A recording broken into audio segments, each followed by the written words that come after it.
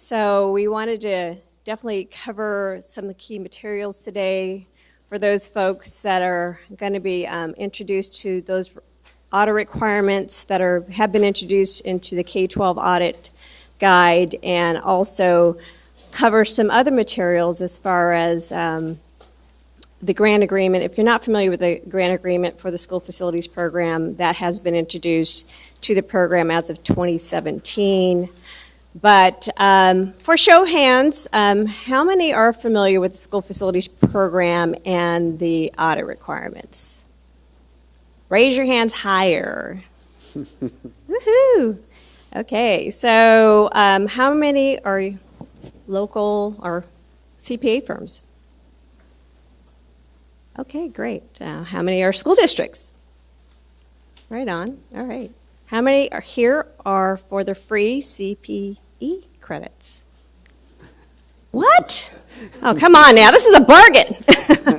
No. Yeah, well, what you're going to get out of today is definitely great material, and we're looking forward to presenting that information to you today, because there's no better outcome than having an A for your audits, which everybody wants to have those good outcomes. And we have some, we're going to be presenting that workshop material with other key agencies. So this didn't come in a vacuum. We actually worked together on these audit requirements with the Controller's Office, Department of Finance, Department of Education, Education Audit Appeals, and there was a constructive working group with other CPA firms as well. So it was, we got a lot of good feedback and a lot of good information. So we're looking forward to a very lively day, and we'll turn it over. I'll turn it over to some our folks here. We have Jason Hernandez, who also covers some material, and he's with the Office of Public School Construction. And we have Keith Jung, who's also part of our Office of Public School Construction. And you'll have other entities today, state entities, Controller's Office, who will be presenting materials, as well as Mary Kelly, who is part of the Education Audit Appeals. She's back there, she's waving. She'll be covering some of her program areas. And again, the key item today is to get some very critical information and how to be successful in the program. And then we value your feedback. Please share your feedback with us, because although we have done some statewide training and presentations, the first two were in October, some of that feedback was really valuable, because we actually folded, what you'll receive this afternoon, a second part of this training where for folks who are really new to the program, and how to complete the Form 5006, which is the expenditure report, and how to be successful in that. So if you're not familiar with that, that is really, really critical information, how you prepare that expenditure report and how that gets submitted to our office.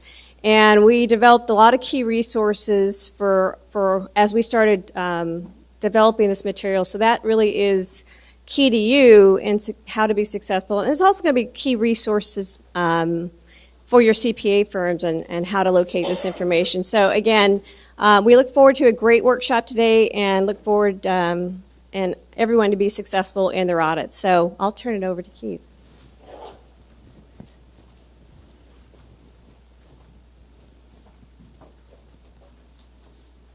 Good morning, everybody. Some housekeeping items to kind of start off with before we get into the material. Kind of the way things are going to work is a workshop scheduled from 10 to 3. We're going to have a lunch break around noon until 1 o'clock. So we kind of split the presentation into two parts. As far as just a couple quick things in this building, if you're not familiar, the restrooms, there's some, if you go out to the back, you out to the left, you'll see restrooms, and there's also some across the way by the empty cafeteria. Okay, so we haven't had a cafeteria in this building for a long time, but you'll see a big empty, looks like a cafeteria. It's empty. There's bathrooms over there too. Just want to also let you know, if in case of anything related to, if there was any type of emergency evacuation we needed to do, you can head out. There's the doors right here on the right, the glass doors, and you would head out that way. That's your quickest way on out. Yeah, hopefully we don't see a lot of people like leaving during our presentation from like emergency because they're bored or something. But but we'll try to keep things rolling. Wanted to go over a little bit on the, just to give you a kind of quick overview related to the handouts. Make sure that you have one of those packets, which I believe you got one on the way in. And the handout there's basically 4 parts to the handouts, okay?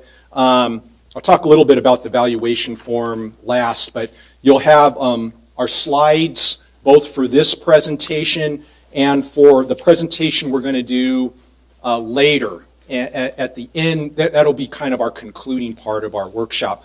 Kind of just to go over how things are going to work today is we're kind of gearing things more in the morning, early afternoon, towards those who have a little more familiarity with the program related to CPA firms that need to audit the program.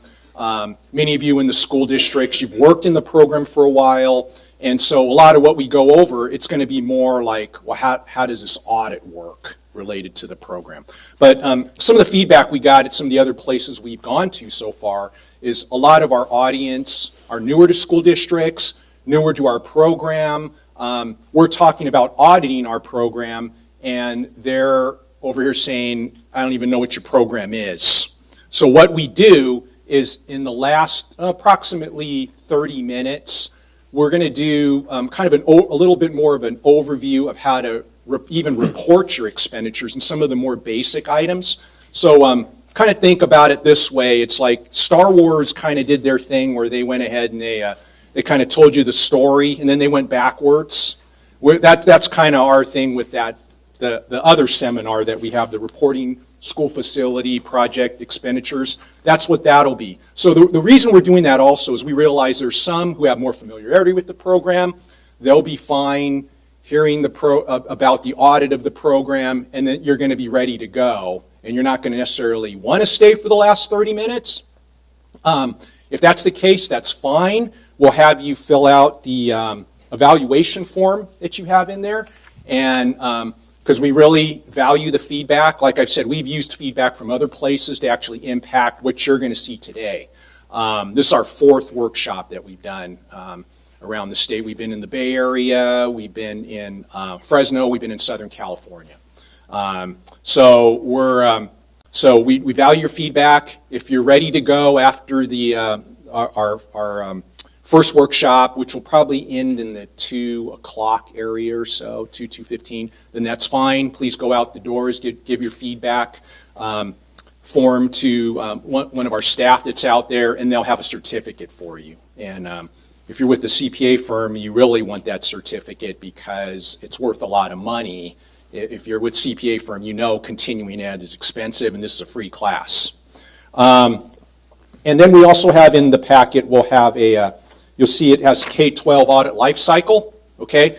And we're going to go over that actually in this intro part very shortly. But what we've done there is some of the slides, they're kind of, you'll see, they're kind of, some of them are kind of small to see, and if you're like myself and you're more visually challenged, this will give you a chance to kind of go in here and see some of those schedules that are really small to see on the slides, and you'll be able to see them in a bigger way. So much easier to see. So those are some handouts. Also, you may have received a card when you came in, and what we want to talk about related to that is questions and answers. This one, you're in the audience of our. This one's being webcast. And it's also going to go on, it's being taped, it's going to go on our website so that others who aren't able to watch today or attend a workshop, in the future they'll be able to watch this and get this information.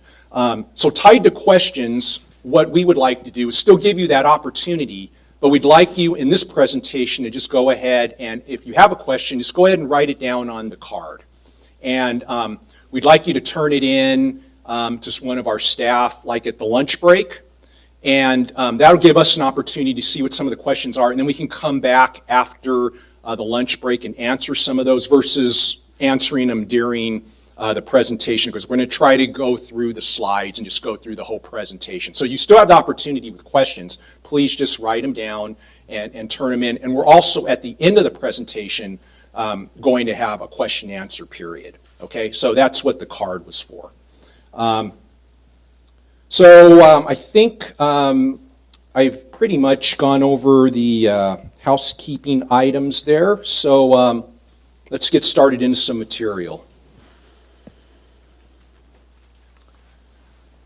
Before I get into all the nitty gritty and just okay, start just going through the slides and things. I mean, one of the things I started thinking about more as we've done these workshops, and I think it's important for all of us, is why are we even here?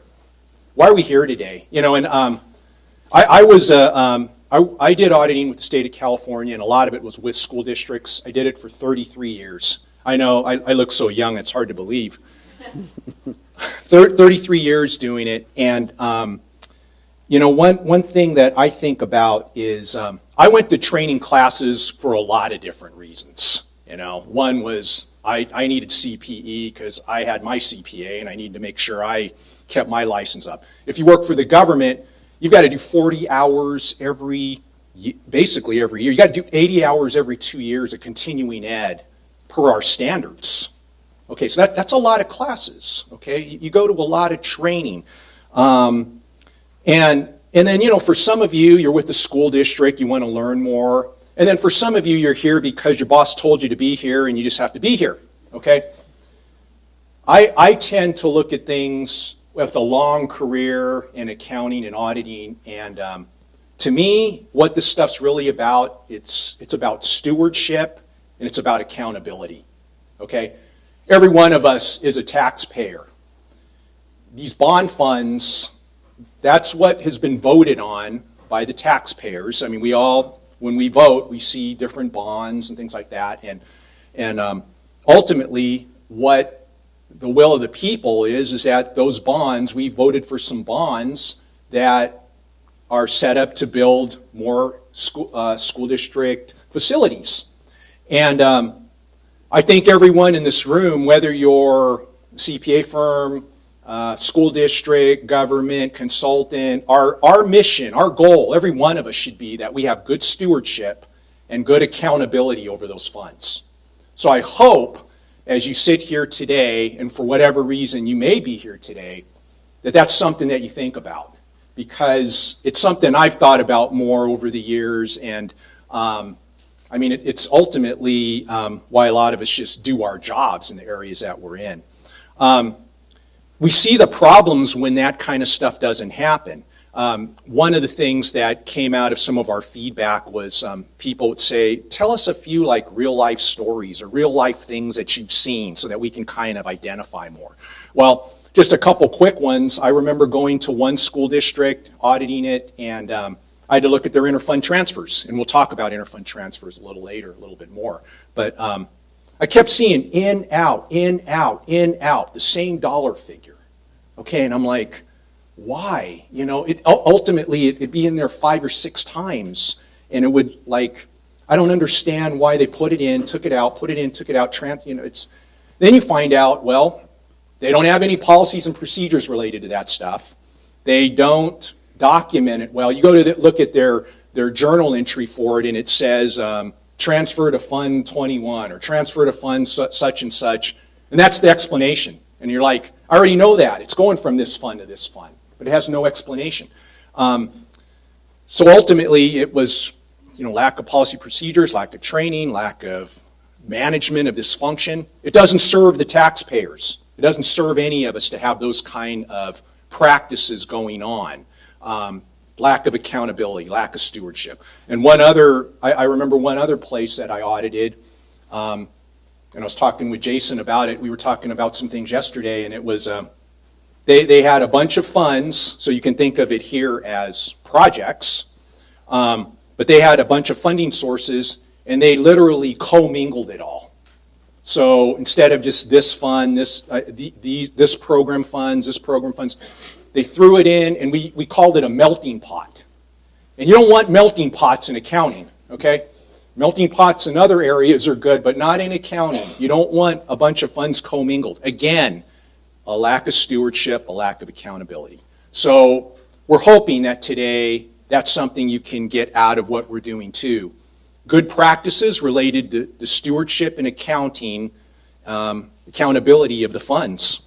So we're here tied to basically the California Education Code, section 41024. There was a change made.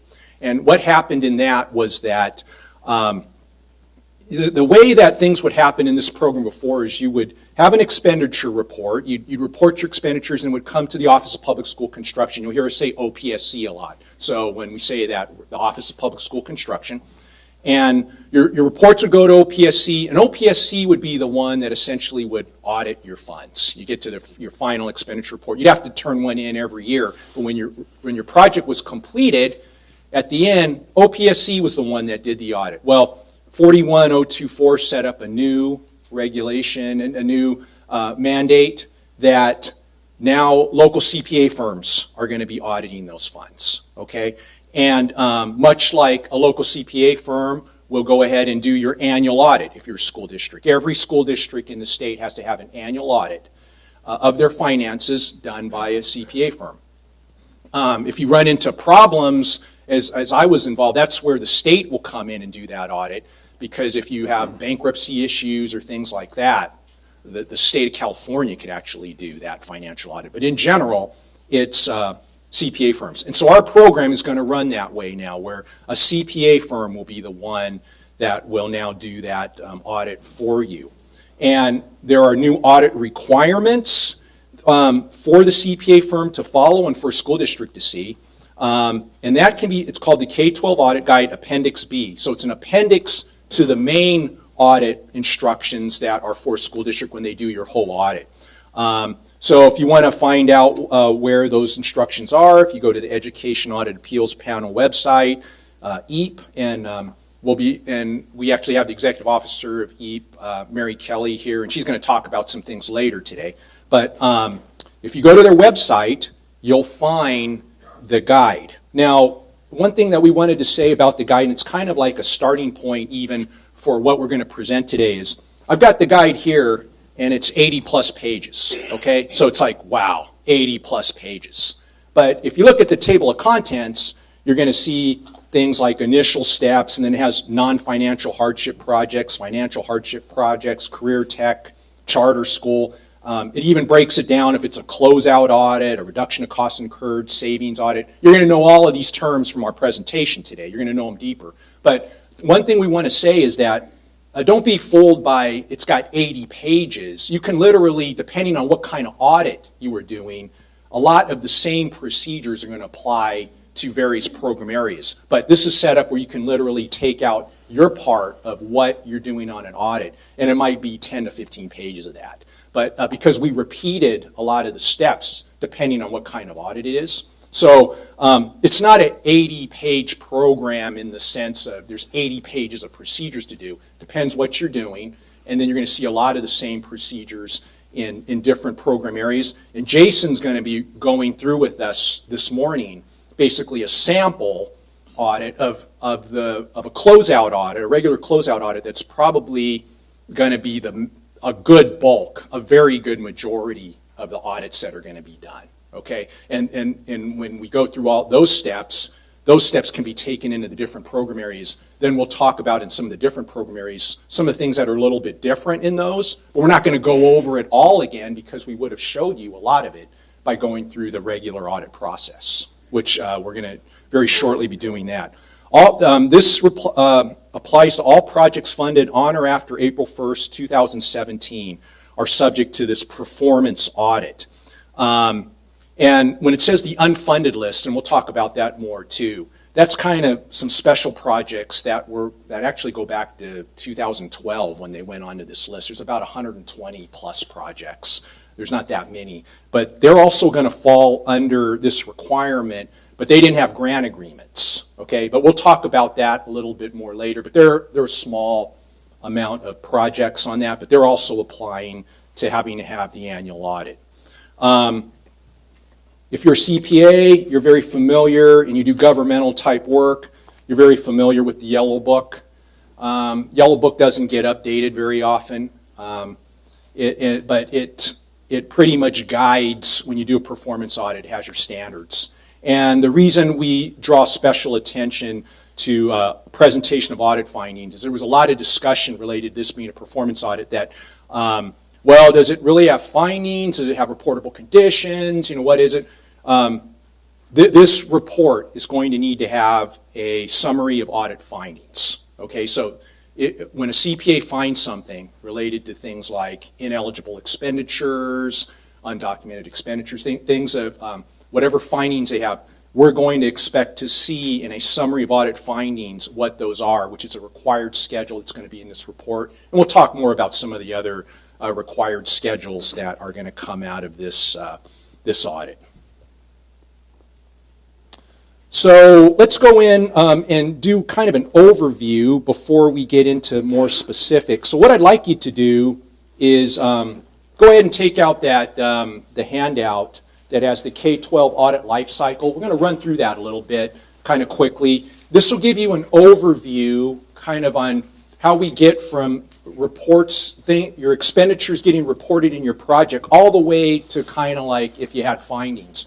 And then we'll go through it in a little bit more detail. But if you pull that out, it says the first box has a district submits a final expenditure report, and that's called an SAB 5006 to the Office of Public School Construction. So once you do your final one, there's one due while you're building a project.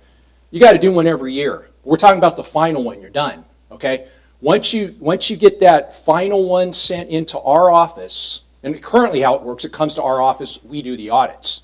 They're still going to come to our office, these expenditure reports. They're going to come to our office at the Office of Public School Construction, but now it's going to trigger a closeout audit that's going to be done by a CPA firm.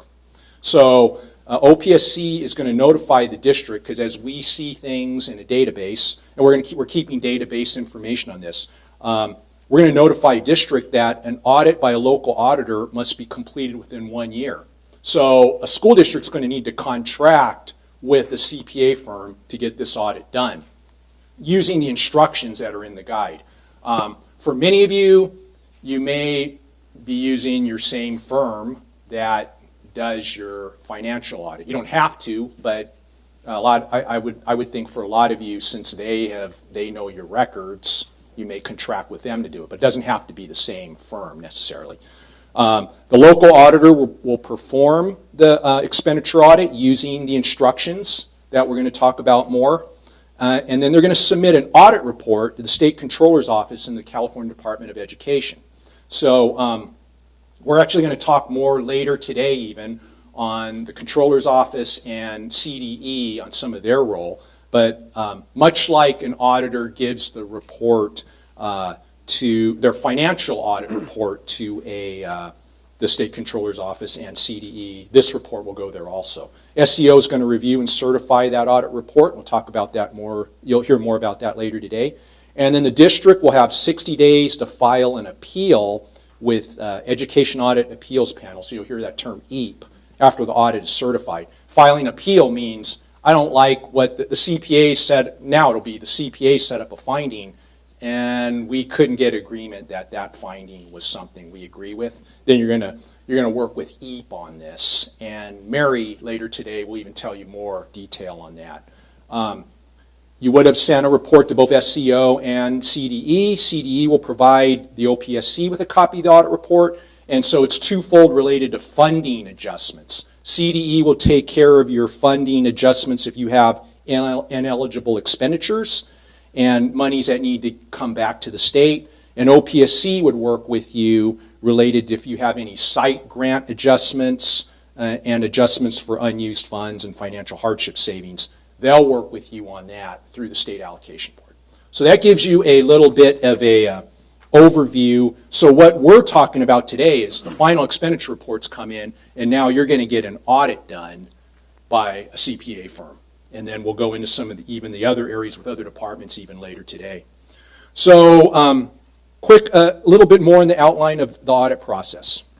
So annual expenditure reports are submitted to OPSC, and that's, you have to turn one in every year on your project. Your project to build a facility, you're going to need to have an annual report done. And we're going to go, actually, that's why I would encourage you, if it's really foreign, very foreign what I'm talking to you on some of this, Please stay for that extra seminar in the afternoon because we're going to go into that a little bit more detail. But this is kind of taking it from you've turned in your expenditure report and now it's being audited. But if you want to get a little bit more background on things, please stay for that workshop we're doing later this afternoon. At 18 months, when you start a project, at the 18-month mark, OPSC is going to do what's called a substantial progress check. So you got to hit certain benchmarks or guidelines when you're building a project. And so at the 18-month mark, you're going to have to turn some things in. Again, we'll go into a lot more detail on that in the other seminar. But as you can see on the slide, there's some of the things that OPSC would be checking on that you would be asked for related to need to provide documentation on. OPSC is going to do what's called a substantial progress review at the 18-month mark.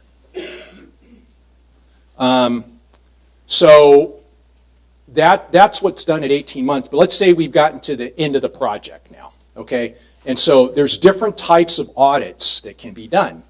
The first one listed there it's called a reduction of costs incurred audit. And what that is let's say if you fail substantial progress, or you decide, we're not going to finish this project, we're done. You still incurred some costs. Those need to be audited. Those are going to be now audited by CPA firm, formerly done by OPSC, now by CPA firm. These are all changes per the Ed Code. If you have a closeout audit, which that's going to be the bulk of what we're going to be talking about here. A project has been completed fully, and then it's done, that audit is going to be done by CPA firm. Okay, and Jason's about to go over an example of that and kind of how to look at that. And then a savings audit, what that is if you have savings on a project, and we'll get into that more later, but if you have some funds that are savings, didn't spend all the funds, and you incurred some savings, there's going to be an audit of those funds done by a CPA firm in subsequent years after your closeout audit's done. Those funds have to be audited until they're gone. And we'll talk more about that. Even we have a specific, some slides that we'll go over on that. And as we said, all the audit reports are going to be reviewed and approved by the State Controller's Office. If there's audit appeal issues, it would go to EAP. Funds due the state, as we mentioned, ineligible expenditures are the California Department of Education. You would work with them. If you have grant adjustments, savings and unused funds, you'd work with OPSC. And OPSC will be tracking savings until all your savings is gone on a project, till it's all spent. So that gives you an overview of the process and kind of where we're going with things. And as I mentioned, we're going to have even go into some discussions on what the other departments even do. So what I'm going to do now is I'm going to turn over the presentation to Jason Hernandez. I worked with Jason many years ago at OPSC, and it's been a real pleasure to be back with him again, working on some things. He's been with the office for over 20 years. When I think of both financial and programmatic knowledge, being able to kind of merge that together and really knowing the program. Jason is probably one of the most knowledgeable people I know related to this program and on the audit side. And I'll say this, I probably shouldn't, but at the end of the presentation we put our contact information, and it's got my name, it's got Jason, and Jason won't like this when I say it, but I mean, I'd probably call Jason if you really had a question. Not that I wouldn't try to help you, but I'm just being honest. If I'm talking knowledge, this is the guy. So I'm going to call Jason up to kind of go through some of the information on is your project ready for audit, and go through an audit, kind of the steps with you.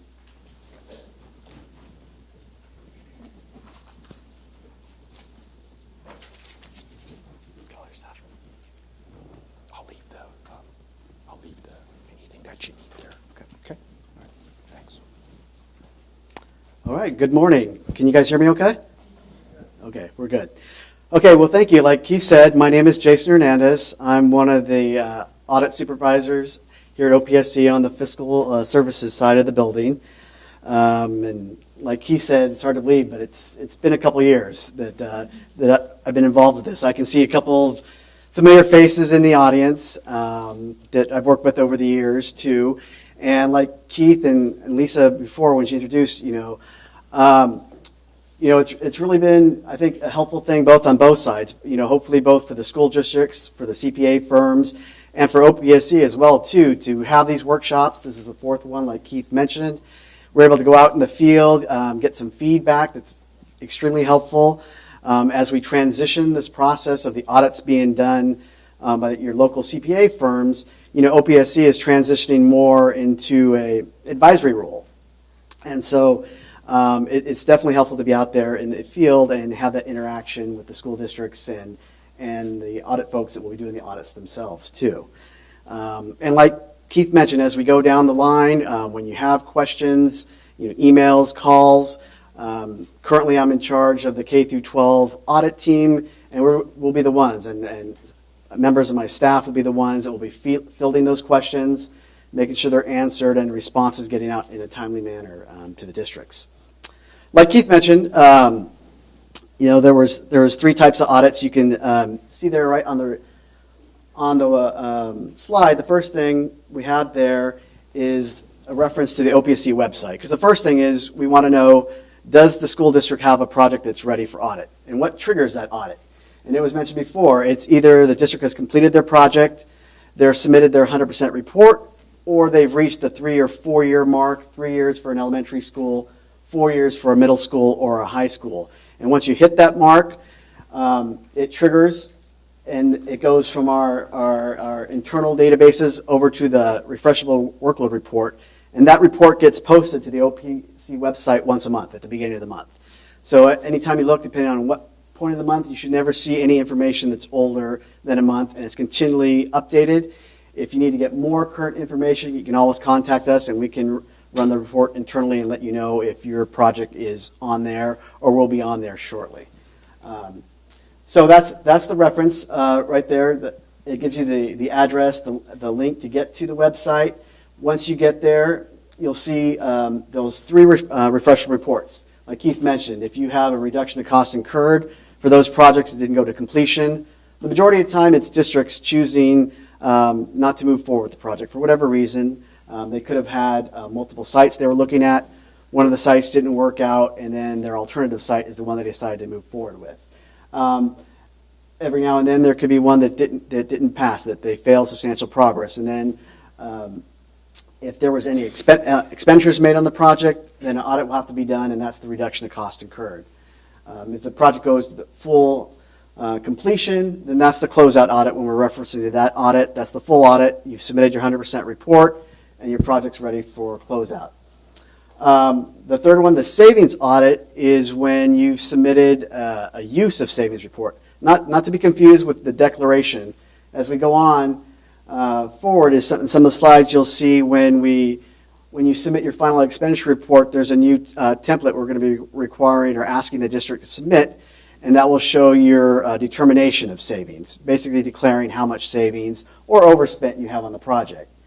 The savings audit is at the tail end. It could be at the same time. If it's a reimbursable project, you could potentially be submitting your 100% report at the same time that you're submitting a use of savings report. Two separate reports, but you could be doing it at the same time. Typically, once we get past this reimbursement projects, you may not use that savings for a couple of years, and down the line, you'd submit a use of savings report, and we have a new template for that as well that we'll go over for you to show what the savings amount was that was determined in audit, what you're reporting this period, and what the school district, believes that the balance of the savings is as of this date.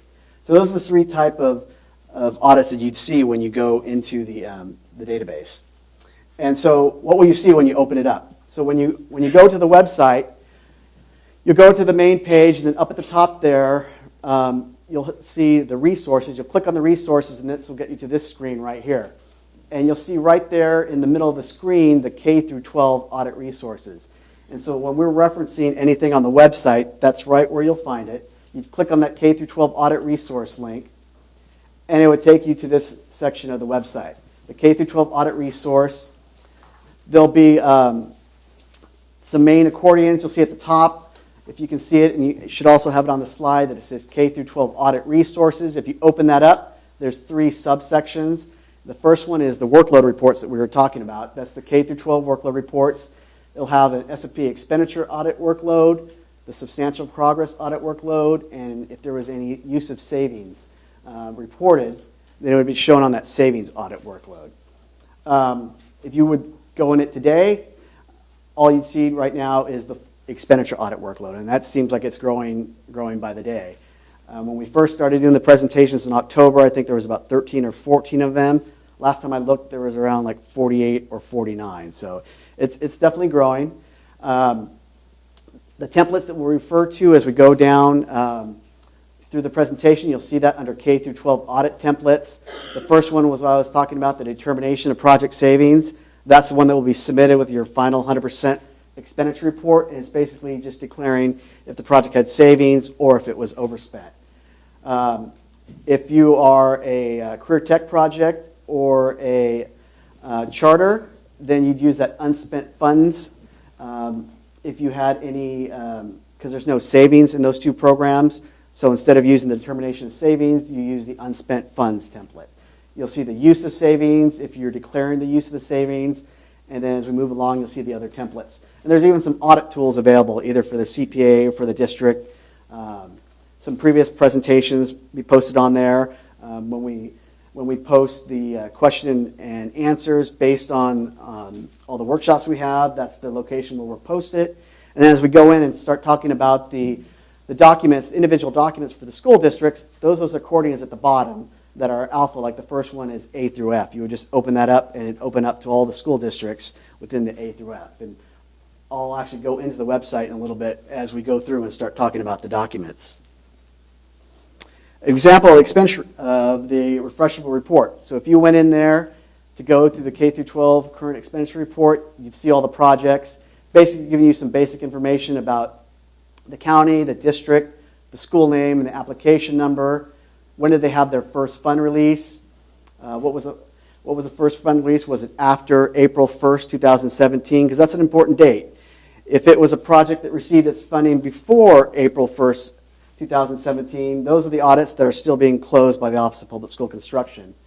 Per the Education Code that Keith mentioned, that 41024, anything that received any funding after the April 1st, 2017 date will be closed by the local CPA firms. And it gives you a 3 or 4 year completion date, and basically it's working off of 1 year after that. There'll be a few of them, I think I'm not sure if it's on here, but we had one project, there's a couple of them on there, that were submitted January 30th of 2018. So if you go by that 1 year mark that's in the law, that report's due in a couple of weeks at the end of the month. But what's also in the law is anything that was submitted during the 17-18 fiscal year can be done with the 18-19 audit. So therefore, those 2 for Alhambra Unified that were submitted in January of 2018, we let the district know that they can complete that audit in July of 2019. So they had additional time, and they were actually at the Los Angeles workshop, so we were able to touch base again and let them know when that audit was due. But again, if you have any questions, just follow up with us, and then we can let you know when the project's due. What are the basic triggers for getting on the report, or any basic questions you may have. Okay, so the documents. So in addition to that information we said there, if you would go into those individual folders for the school districts, then there's some basic documents that we'll be posting for every project, so they're available for the CPA firm. And these are documents that the CPAs can also get from the school district, but at least this is kind of the suitcase, the starting point of the basic documents that each project should have. There'll be letters from OPAC basically letting them know, because we still do the substantial progress review. There's some additional items that we'll review at substantial progress at the 18-month mark that, as Keith was referencing, what we reviewed, if there was any issues that we saw that we came across, that would be in those letters, and there'll also be a summary in there kind of letting you know that what we've looked at so far, and if there's anything that's come that we've noticed. Some of the basic documents, if it had site, there'd be the final escrow statement and the appraisal if it was a new construction with site. The grant agreements, if the project is subject to the grant agreement. All of them should have the application for funding, any SAB SAB items when the apportionments were approved for the projects. And the most important document would be their final 5006, and that's the expenditure report and a detailed listing of project expenditures. And for the CPAs, that's where you'll see the individual expenditures listed for the project. And then in addition to those basic documents that were submitted by the district, you should also see some schedules, that determination of savings that should have been submitted with the final expenditure report, or if it was a charter or a career tech project, that table of unspent funds. And if they happen to declare any savings, you'd see that SFP use of savings template. And so just to let you guys know, just real quick, I'll go over to the actual website. And so here, oops, sorry. So here's the main web page, and then I said again to go up to the bar under resources. You can double click on that. And then again in the middle, you go to that K-12 Audit Resource. Double click on that, and now we'll open up to this basic K-12 Audit Resource section. So just like we saw earlier on the PowerPoint, you open up that, and that's the three main subsections of the workload reports, the audit templates, and the audit tools. And below those, you'll see the folders, the accordion for the individual districts. So just for example, if I open up the first one, and now Hamburg Unified is the first project, so I'll go ahead and open it up.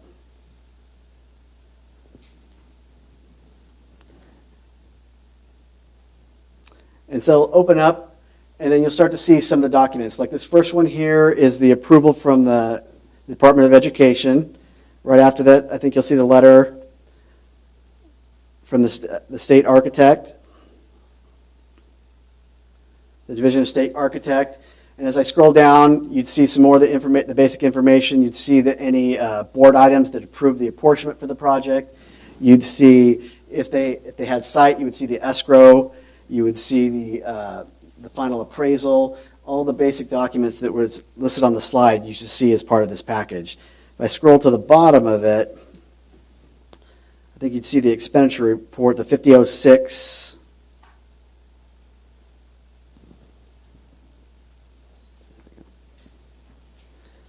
So this is the basic expenditure report, 5006, in case anyone's not familiar with it, but that would be the final expenditure report that the district submitted, and then there'd be the detail behind it. So that's where you'd find all your basic information to start off. If something wasn't in there, you could always contact our office and we could let you know where that information is, or we can post additional information if we need to post it as well.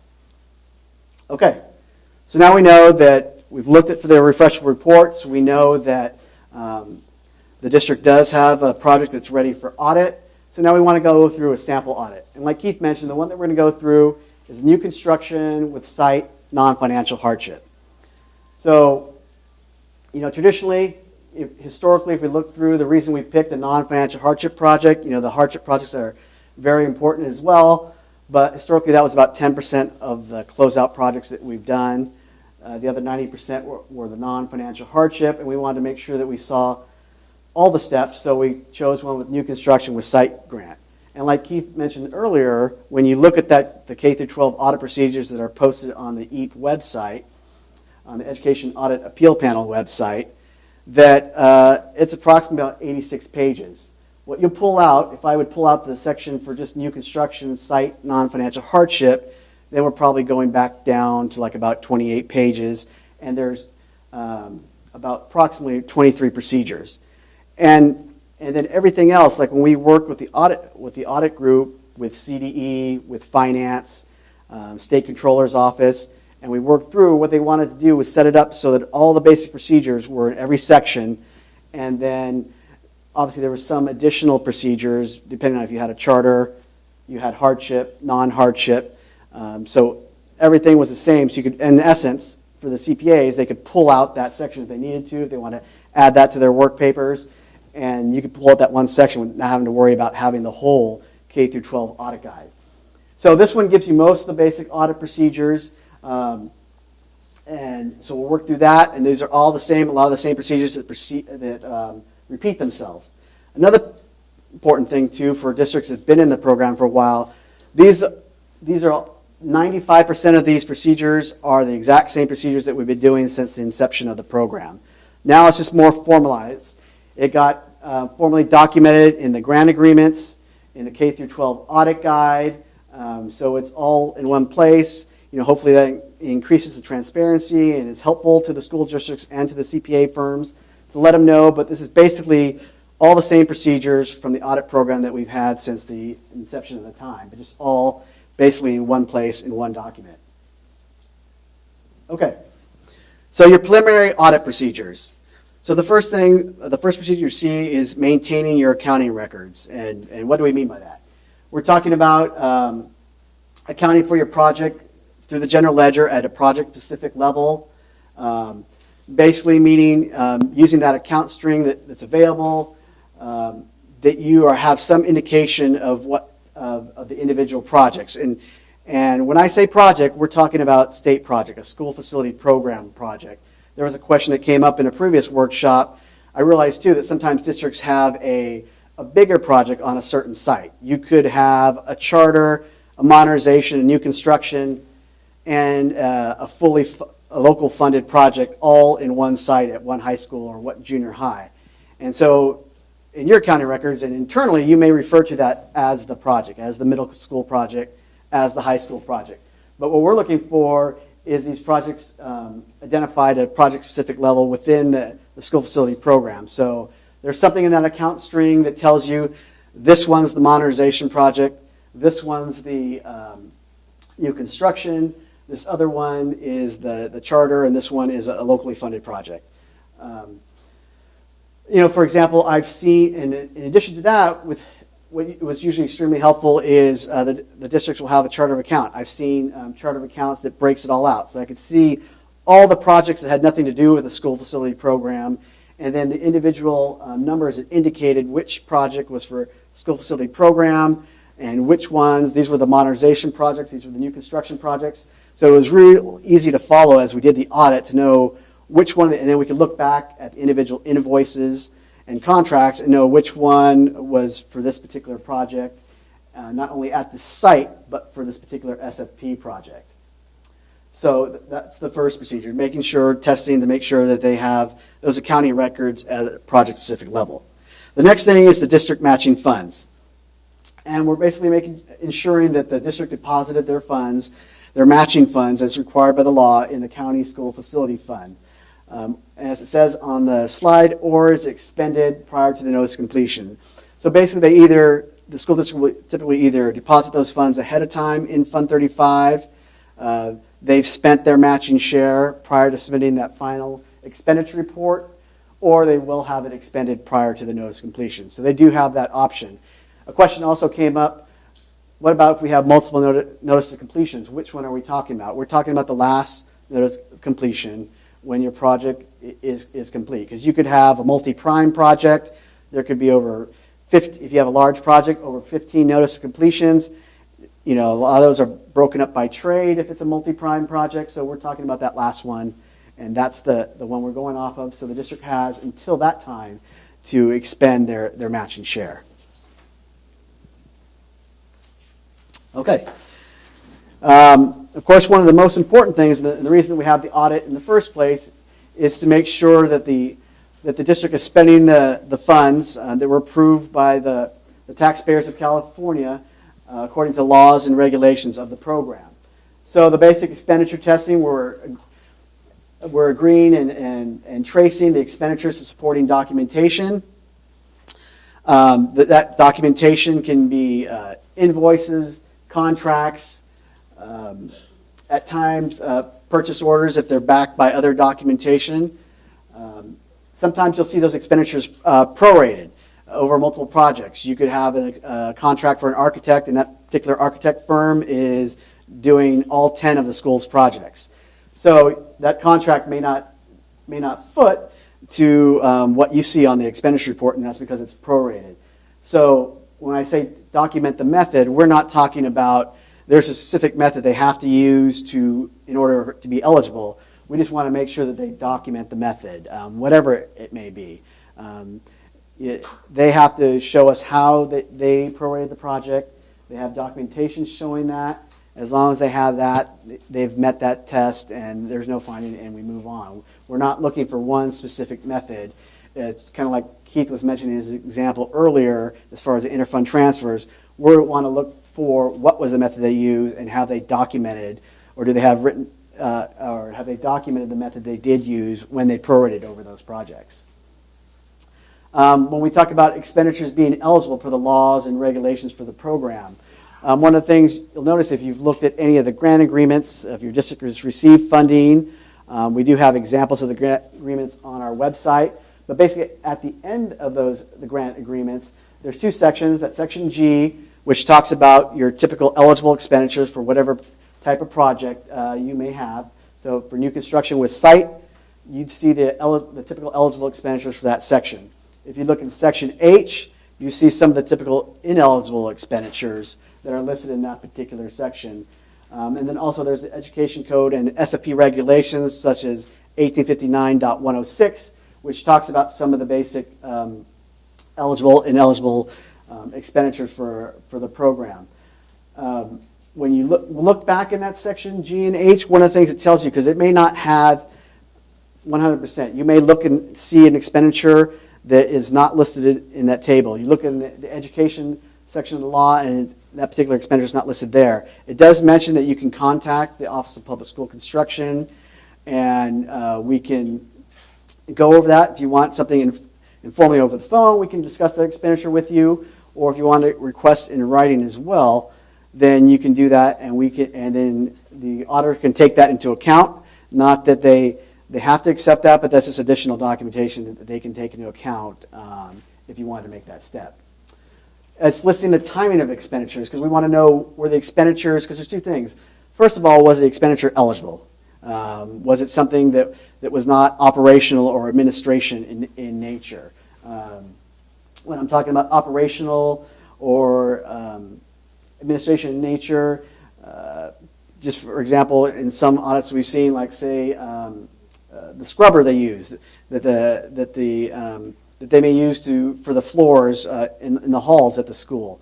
That's an operational expense. Any of the landscaping equipment, lawnmowers, etc. We've seen those on the expenditure reports. Those are operational in nature. So it's one thing, is the expenditure eligible? And the other part is the timing of the expenditure. Was it within the eligible time frame? The 3 years that I mentioned for the elementary school project, or the 4 years for the middle or high school project? If they have expenditures beyond that eligible time frame, we're not saying that those expenditures are necessarily not eligible for a capital facility project, just not eligible for the school facility program funding, for the SFP funding, is what we're talking about. So, but they could have had it encumbered prior to that. So we had an appeal recently. They were working with a district with multiple projects. They had a lot of these projects with expenditures beyond the 3 or 4 years. When you first looked at it, it was a couple $1 million you were talking about in ineligible expenditures, because there was a lot of expenditures beyond that 3 or 4 year time frame.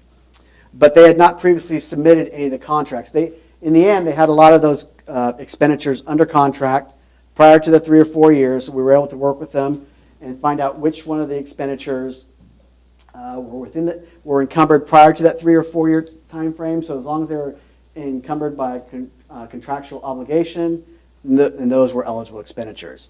So that gives you the two basic things. Was it eligible, and the timing of those expenditures as well. Okay, I mentioned earlier that section G that's in the back, and this is the eligible expenditures. We just put on there for a quick example. This was a new construction project, a separate apportionment for design costs.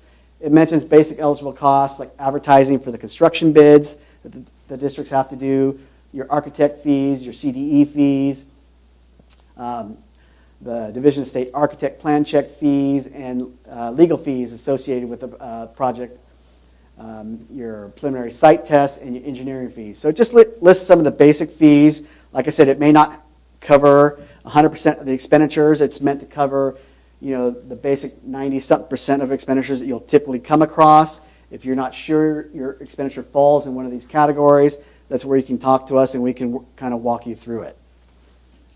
And on the flip side, too, the next one you'll see section H, which is some of your typical ineligible expenditures. within the grant agreement. One of the big differences between projects funded before April 1st, 2017 and the ones funded after April 1st, 2017, if you look down there in letter G, is the computers, printers, computer carts. So going forward with the newer projects, that's a big change. Those computers are not eligible costs under our program.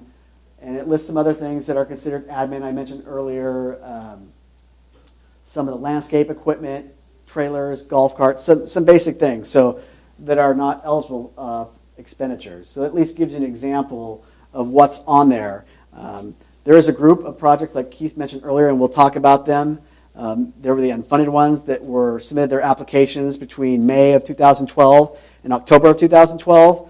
The State Allocation Board decided that moving forward, those projects are subject to the audit detailed in Ed Code 41024, but they're not subject to a grant agreement. So those ones are a little bit different where those computers and printers are eligible costs.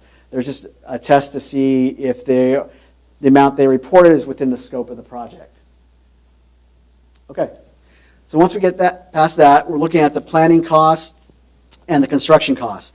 And basically, for that architect and design professional, the construction contracts and the construction management contracts, we're basically looking to see that what they reported agrees and traces to the source documents from the expenditure report. And the reported amount on the detailed listing of project expenditures does not exceed the final billing. I mean, I mentioned earlier, if a project's prorated, you can typically see where that final billing will be higher than those contracts and source documentations. That's not really an issue. It's when it's on the flip side and what they reported is higher. We've seen those a few times. That's when potentially there's an issue. Also, did those construction contracts follow the public contract code? Do they have documentation which substantiates that they follow the competitive bidding process? And a lot of that, too, depends on what method they use to do the project. Is it a traditional design bid build? If you're a design bid build, then you have to follow the public contract code. There's also some other delivery methods that a district is available to the districts that can use that do not require that.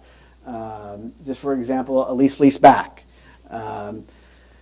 That's one that doesn't necessarily have to follow the public contract code.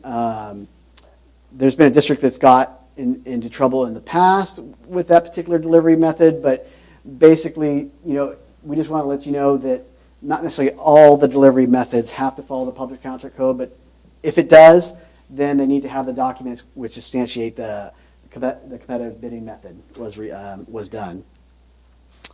Okay, the 60% commensurate test.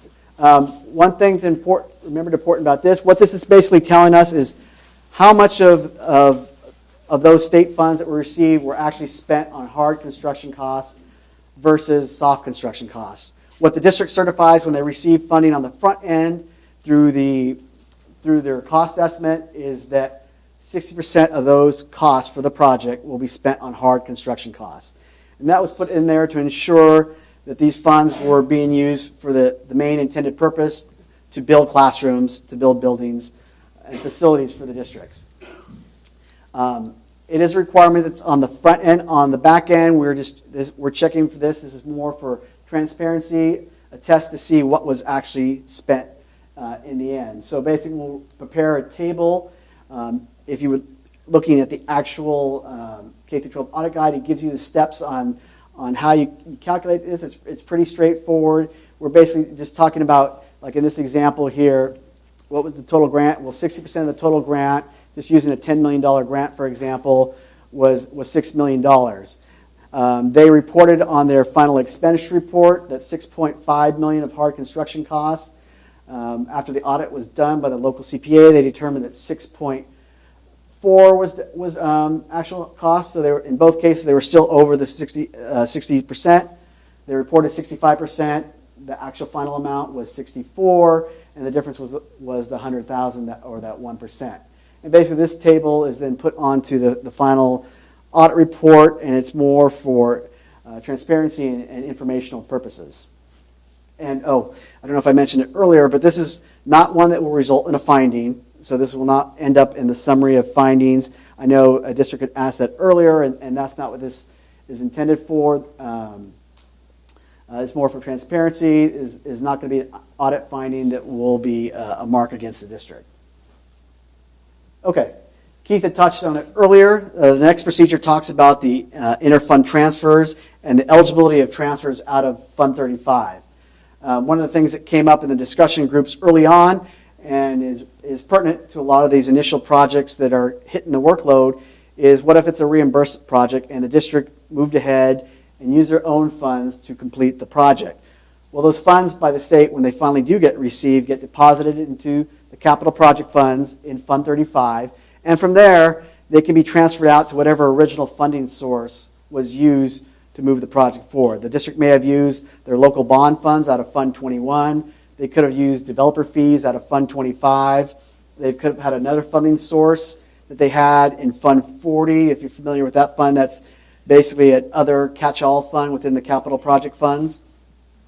So you could see those transfers going out of Fund 35 into one of these other sources. What we're basically looking for when we do this procedure is to see, the main thing is, like Keith mentioned, do they document, do they have written procedures for how they transfer, how they do their inter-fund transfers, is there documentation substantiating why they transfer the money out of Fund 35?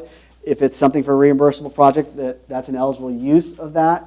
So the majority of the time, it is an eligible use. We want to make sure there's not some transfer randomly going into the general fund. We've come across that a couple times, so we've had to investigate further, ask further questions of the district, and find some other eligible information to see why it was going. That could have been eligible use if it was a temporary transfer out of Fund 21, which districts can do. They can do those temporary inter-fund borrowing, and if that was the case, then that will be eligible too. A lot of times it's just basically documenting and getting information from the district telling us why the transfers were made. The interest testing. That's what we'll trace and agree the interest reports, the general ledgers, and other supporting documentation. Where this can become important too is there can be a difference between what the district reported as interest for the project and also what was found as the final amount of interest. A lot of times these districts too, Keith talked about a melting pot, and one big place where you will see this melting pot is with the interest. Because typically they'll get that interest from their county office of education. They could have 10 open active projects, and you'll just see the one amount in the general ledger total, and then they basically are applying that interest to the all their open projects. And again, then we're looking for basically them documenting how they did that, how they prorated that interest over those 10 projects, and not necessarily looking to say, no, this is the one method you should use, but just looking to see that they had a documented method and showing us how it was prorated over those 10 projects. The next procedure is a very important one, the restricted maintenance account, or the RMA. What we're looking for is making sure that the district, first of all, established a restricted maintenance account, that they deposited the current amount. There was a time a few years back when the state went through their fiscal crisis, starting in late 2008 through heading into 2009, where that requirement was lifted for 3 or 4 years, as long as the district could certify that all their facilities were in upstanding and there was no need for any maintenance on any of the facilities. So that amount that they deposited annually has changed over the years. So it's just based on the year they're funding and what was the requirement of that year. Just for example, in the second bullet, for the 17-18 fiscal year, the amount that was required was only 2% that should have been deposited in that year. Commencing in the 18-19 fiscal year, it's gone back to the 3% that it was previously before any of that fiscal crisis. And then the one important thing to remember is that the funds must be deposited in the same fiscal year that the district received their funds. And the last thing being, do they have an ongoing major maintenance plan? One of the things that was asked in the last workshop is, what does that detail? Does it have to be a full report? We're not looking for a full report. I've seen one where it was basically an outline of their maintenance plan in bullet form for the next 5 years. So again, there's not one particular form that we're looking for. We're just looking to make sure that they do have some type of plan and they can document how they plan to maintain those facilities, because that's one of the requirements for receiving the state funds in the first place. And potentially, if they don't meet one of these requirements, then that potentially work to a material inaccuracy. If anything ever got to that stage, that's not something that the CPAs would do. They're basically give us the basic information. They're testing, and was there a finding? Yes, basically yes or no. Did they meet all those requirements? And based on that finding, then the Office of Public School Construction would take an item to the State Allocation Board. But that's not something that's pretty rare. But we just wanted to make sure that you knew it was on there, that it is a possibility, even though we haven't come across that very often. Okay, so one of the biggest areas that you go through, and some of the largest amounts of funds, is the adjustable site grant. And when we talk about adjustable site grant, there's basically 4 grants that we're talking about. We're talking about the site acquisition grant, the site relocation grant, the hazardous waste removal, and the DTSC, or the Department of Toxic Substance Control fees. And these are the only 4 grants that are adjustable. Everything else, when a district receives their funding, that's the full and final. They're certifying that these are all the funds that are needed to construct the project as approved by the State Allocation Board. The one exception, if you look in 1859.106 in the regulations, is that these grants can be adjusted to basically to the final eligible cost.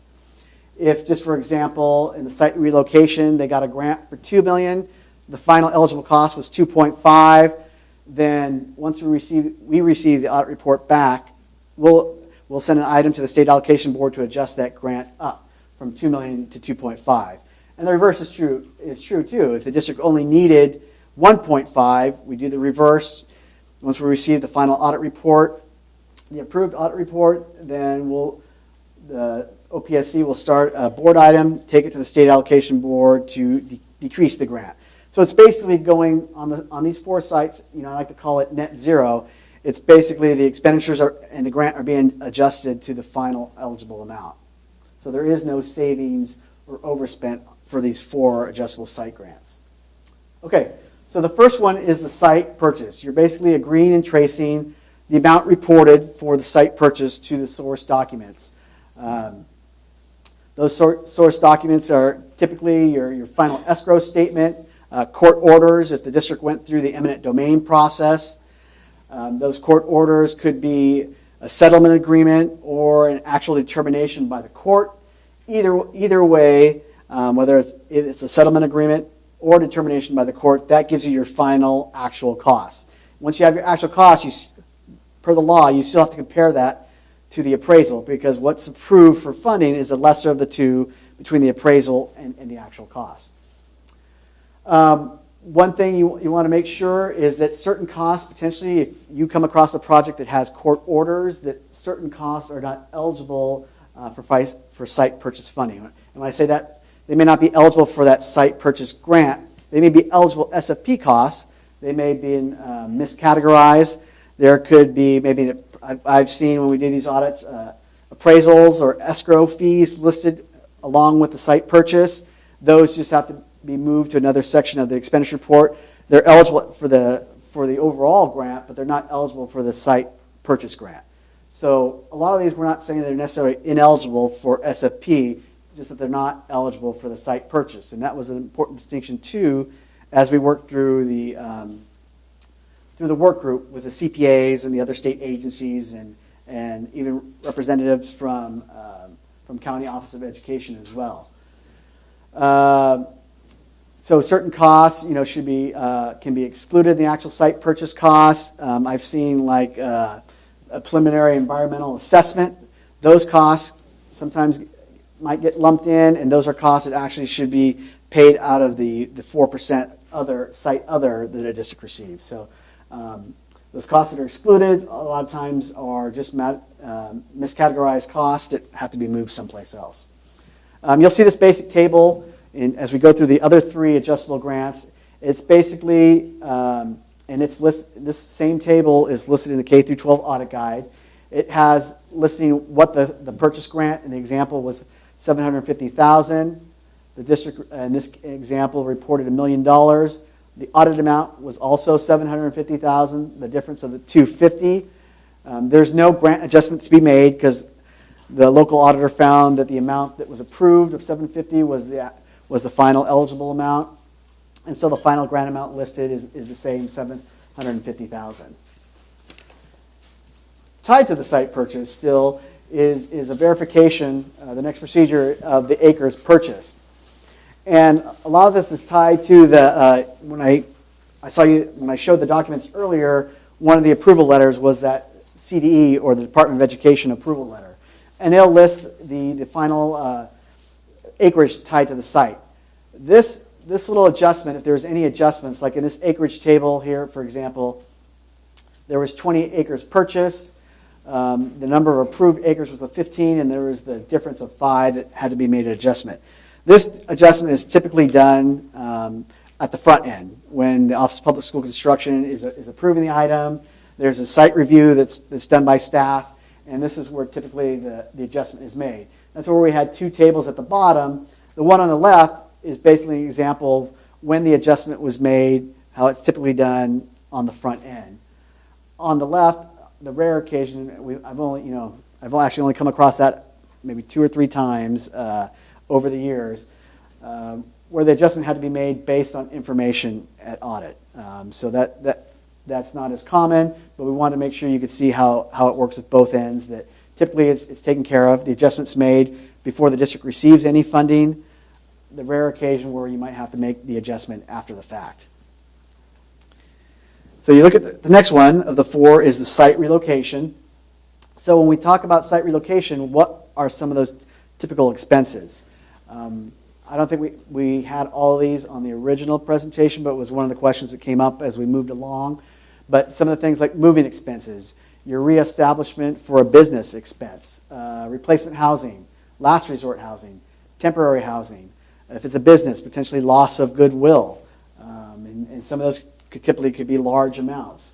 One of the things too, as you come across, you have to know too that it's the eligibility of the expenditure, and built into that, some of these expenditures have cost allowances. So right there we listed the law associated with these relocation, that Title 25, the CCR Section 6000. In that Section 6000, as you're looking, and it specifically mentions some of these expenses, like the reestablishment expense or replacement housing, there's actually allowances that you can't exceed. So they may have submitted expenditures with backup documentation that are all eligible, but I've seen where the costs exceed the allowance. So if they exceed the allowance, then they're costs that are not eligible for this particular grant under the school facility program. And again, we're not saying they're ineligible where that money has to come back to the state. We're just saying they're not eligible for this particular grant because in addition to being eligible in the first place, some of them have a cost allowance which can't be exceeded. And again, I don't want to go through it too detailed, but you'll see the exact same table, like I mentioned in the K-12 Audit Guide. All these same tables are here. And all these individual tables are going to be moving up and to the bigger site adjustment table. So we have kind of a summary site adjustment table, and that's the one that's posted on the website. So if you look under hazardous waste removal, again, it's the same thing. We're going to agree and trace the sampled costs to the source documents. What are some of those typical costs? As you go in there, your supplemental site investigation, the SSI, the removal action plan. If you guys have had sites with hazardous waste, a lot of these are familiar. Your feasibility study, your remedial action that you've had to do, and then your response action completion. So you'll see some of these hazardous waste costs. To be eligible, how are these expenditures eligible? The work must be required by the Department of Substance Control in the first place. And then any costs that were reported after the DTSC has cleared a site, that said the site is now clear. Any costs beyond that are not eligible. Sometimes you could, DTSC may clear a site, but they mandate continual monitoring as a condition of approval. Well, continuing monitoring costs are not eligible for this particular grant. Again, we're not saying that they're ineligible because we realize that was a requirement of being approved by DTSC, that the district had to do it. We're just saying that as far as the state funding, just for example, in one of the appeals we were working on, there were some wells that had to be set up by the district. There was 4 wells that had to be installed, monitored, and there was a period of time they had to do the continual monitoring. Well, the eligible costs were the construction and the installation of the wells in the first place, that initial testing that the district had to do to make sure what the level was, and then there was a certain period that was eligible, but it went out, I think in that particular example, I think it was over a 5-year period beyond. And that continual monitoring that they had to do, those were the costs that weren't eligible for this particular grant. And again, just like in the site acquisition, there can be some costs that are miscategorized. Just like I've seen that I mentioned the preliminary environmental assessment earlier. Sometimes you'll see this also under hazardous waste. And again, that's a cost that's paid under the 4%, same thing as the phase 1. So there could be potentially some costs that are miscategorized. That's probably one of the biggest things, not necessarily that a cost is ineligible under hazardous waste, but that it was something that was potentially not required by DTSC. It was reported for a period beyond when the DTSC declared that the site was clean. Or probably the most common is that it was just something that was miscategorized and didn't belong in that particular category. And then again, it's just the same basic table taking you through the grant, what they reported, what the audit amount was, and any difference, and if there's any adjustment needed. And there's more, and if you're looking, following along in the K-12 audit guide, there's notes in there that kind of explain each step and how those steps are calculated too. And the last one is the Department of State Substance Control. This is a review that's done, that's required by state law for schools, districts that receive state funding to ensure that the school sites are uncontaminated, or if the property was contaminated, that they've gone through the proper procedures to clean it up. And you can see some of the typical fees you may see in some of the invoices from DTSC. There's that phase 1 environmental assessment fee, the preliminary environmental site assessment fees, and response actions paid to DTSC. And then even the fees associated when they've done their final review. Each time they do review one of the reports submitted by the district, and they get their no further action determination, there's some of those fees as well. And it's the same basic thing. We're agreeing and tracing the sample costs to those source documents and then preparing that table. So for each one of these have these little tables, so where does that table go? Each one of those basically feeds up. If you would look at all these numbers, that are the same numbers that we had in each one of those. So this schedule, the SFP site grant adjustment, it's basically a summary of all those 4. You may only have 1, you have 2, or you have all 4, but basically all of these are feeding over to this one master schedule, and this is the one that's available on the website. It's fillable. You can download it. The district or the CPA can use it to fill it in. It's basically follows the same way that the individual tables, the smaller tables did. It's giving your grant amount in column A, reported expenditures, audit expenditures, the difference, how the calculation is made, is there any grant adjustment that's needed, and what the final grant amount. And each one of the tables, when you go on the website, will have some basic instructions. You can kind of see the beginning of the instructions, but if you're on the website, it's a 2-page document, and you'd see the rest of the instructions right after there, kind of letting you know how each column, where the information is coming from, and how it can be filled in. Okay, so once you get past all those site adjustments, what's the next thing? The next thing is the date of occupancy, and this is something. The first thing that we're doing is verifying. Basically, the CPA is verifying that the date was verified by the OPSC. This is something that is done on the front end. The date of occupancy should be after the date of submittal for the application for the 5004. We've come across this a couple of times, and sometimes those dates can get pretty close. One district, it was around 12 modernization projects. and about 5 of those potentially had an issue with this date of occupancy. But the date was so close, it worked out. I'm trying to think in that particular example, basically by the time they sent in the documentation to the state and when they occupied, it was within a few days, and once we reviewed some additional documentation, and you can see what we looked at. I think in that final one, we looked on the website and found a news story when the school actually opened. That kind of cleared up those 5 projects for us. So right here we wanted to list what is some of the typical documentation. Just kind of like we mentioned earlier, this is not the only thing a district can submit. We just want some type of documentation establishing when they occupied the school. But typically, most of the time, it's either school board minutes. When the fire marshal does their inspection, there's a letter from the fire marshal, a copy of a news story. We've seen that a lot of times when we do our Google searches, or even a notice of completion.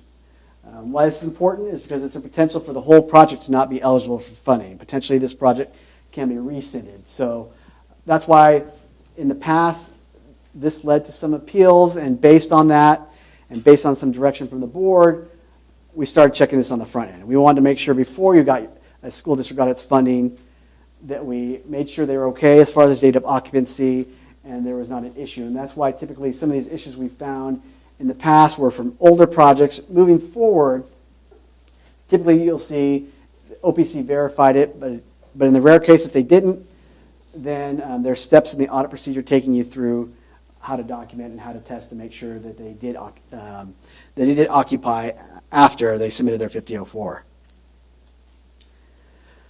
Okay, the determination of project savings. I did mention earlier that when the local education agency or the school district, when they submit their final expenditure report, they should be submitting that table which shows that determination of project savings. And really, the name really should be determination of project savings / overspent. Because when you look at the table, you can report whether the project had savings or overspent. And this is basically a declaration. What the CPA or your local audit is doing is they're doing a savings recalculation. They're recalculating what the district reported to see if they agree or disagree with the amount that the district reported. The site-related grants and the expenditures, it says right there in the bullet, are excluded from the calculation because like I mentioned earlier, that's all net zero, so we want to basically know the bulk of the project, the rest of it. So we want it on both sides. We don't want to include any grants in that calculation for site acquisition. We also want to include the expenditures. We want to know, was the rest of the project, did it have savings? If so, then we're recalculating what that savings was. And I'll show you an example of that in the next slide. There's a little bit difference on how savings is treated. Savings for non-financial hardship for this new construction project, for example, can be, and for modernizations that are non-hardship, can be used on high priority capital outlay. So that savings is free to be kept by the district to be used on high priority capital outlay projects. Once they do use those on high capital outlay, that's when they report the use of savings to the state, and that will potentially be the audits that are done at a later date. Those are the savings audits. That audited savings is displayed again in that determination project savings, and OPSC uses that table for tracking purposes, so we can track the amount of savings and when those districts report the use of savings. So here's the schedule. It's the one that's found, and it's also in your handouts if you want to look at it just on the one page. And it has that determination of project savings, and what the district is submitting, they're filling out just that first column. That row A, the amount that's reported for the state share, district contribution, if it was hardship, in this case it's a non-hardship, for the total district share of $1 million, they reported $20,000 in interest on this particular project. So the total amount financed was $2,020,000. They reported 1.5 in project expenditures when they submitted their final expenditure report to the state. And so the amount of savings that they're declaring is the $520,000. So the local auditors can actually use the same schedule as well and just fill in the second column once they've done their testing. That information, basically in A through F to get to the total amount financed, That's found in the State Allocation Board approval items. That's part of the documents that you'll find that will be posted for each project on the website. So that gives you all the information through F. G is what they reported on their final expenditure report, and then it's just a calculation between the two. The reason on this particular example is why the final savings amount was determined through audit to be $530,000 is because there was a difference in interest. The district reported $20,000. When they did the audit procedure for the interest earlier, they determined it was $30,000, so that has the difference of the $10,000. Some of the typical schedules that you'll see in the audit report, you'll see the summary of audit findings, the site grant summary that we went over earlier, the determination of project savings, and then later on we'll show an example of the summary of the final project funding. That's after everything was done, based on what was found at audit. How did that affect the final funding from what they were initially approved, and was there any funds, basically on that schedule it says, was there any funds due to the state, or is there any funds that is due back to the district? Okay, so here's an example of Keith had mentioned earlier, the summary of audit findings. And basically the way this table is made up, we try to make it so you could, so the local auditor could list the section of the audit procedure, the number of the audit procedure, a place to put in the object of that particular procedure, and what was the finding or outcome.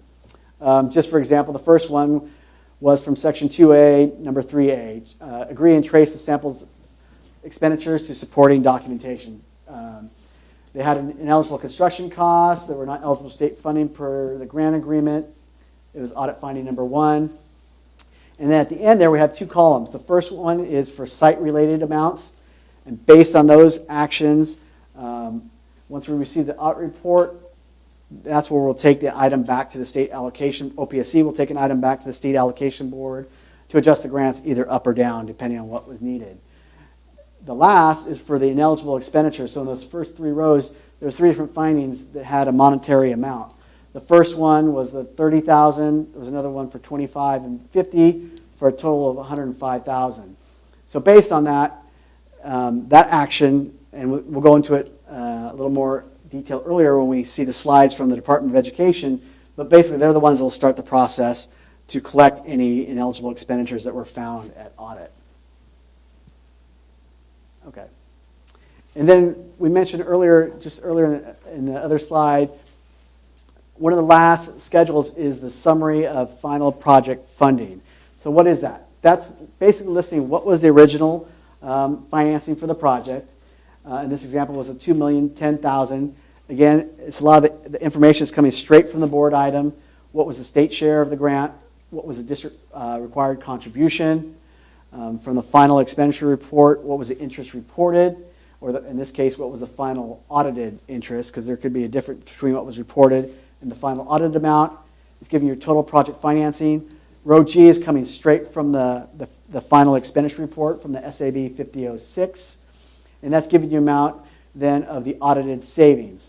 And then earlier in that summary of audit findings, in that last column, there was a total of 105 ineligible expenditures. That will carry over to this table, and you'll see the 105. There were site grant adjustments of 65,000. So between the two, in this particular example, it was adjustments that was owed the state. So in row M there, you'll see a total of the two of 170,000.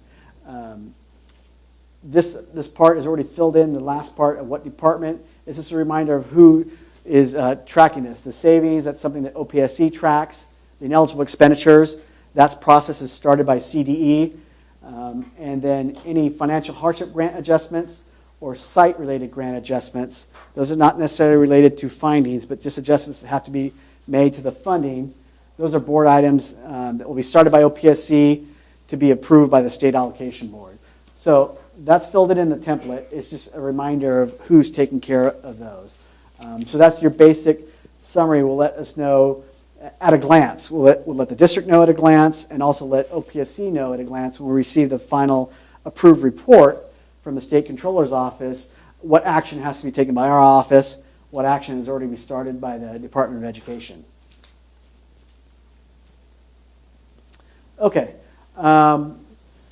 we've touched on some of those, but based on this sample audit, what are some of the common problem areas? Some of the big things we see with the site expenditures is we've come across in a few of the appeals and some of the audits we've done recently is hazardous waste expenses that are listed past the date that the Department of Toxic Substance Control cleared the site. So they cleared the site, and one of the things too, you could see multiple letters from them. Sometimes they may clear a portion of it. I've seen one recently where they cleared a portion of the site early on, and then there was kind of a dual track. They had another part of the property where there was some cleanup work that needed to be done. And then they received a second letter after that showing when that second site was cleared. So you could potentially see multiple letters from DTSC declaring the site has been cleared and ready for construction, but basically any expenditures after that site. Miscategorized site expenditures, that's a big one. Whether it's DTSC fees listed within the hazardous waste, some of the costs that are site other, that they receive that allowance, 4% allowance under site other, they're listed there. So some of those costs are not necessarily ineligible for the school facility program, just not eligible for that particular site grant, and that's an important distinction. Especially now that any ineligible expenditures are coming back to the state. That's typically not what we're seeing here on the site expenditures. It's just that they're not eligible to receive any additional funds from that particular grant. Expenditures outside the 3 or 4 year window. We've definitely seen a lot of those recently. Like I mentioned, there was that one project that had, the one district that had over 17 projects and potentially over $2 million in eligible expenditures based on that. But we were able to clear up the majority of them once we received additional documentation from them showing that they had encumbered the majority of those expenditures prior to that 3 or 4 year date based on either the invoice or the contract. Interest from local bonds charged to a project. When we're talking about the interest in that thing, we're not actually talking about the interest revenue that the district received. We're talking about basically, it's usually fees associated with a local bond that's charged to the project. That's an administrative cost, any of those. Just like the loan initiation fees, if a district has to go out and issue a certificate of participation, the fees to initiate that are not, they're admin fees. They're not eligible for the school facility program. So those are some of the kind of typical things that we've come across. Okay, and then for the next part, I'll move it over to Keith, and he'll kind of go over the savings audit.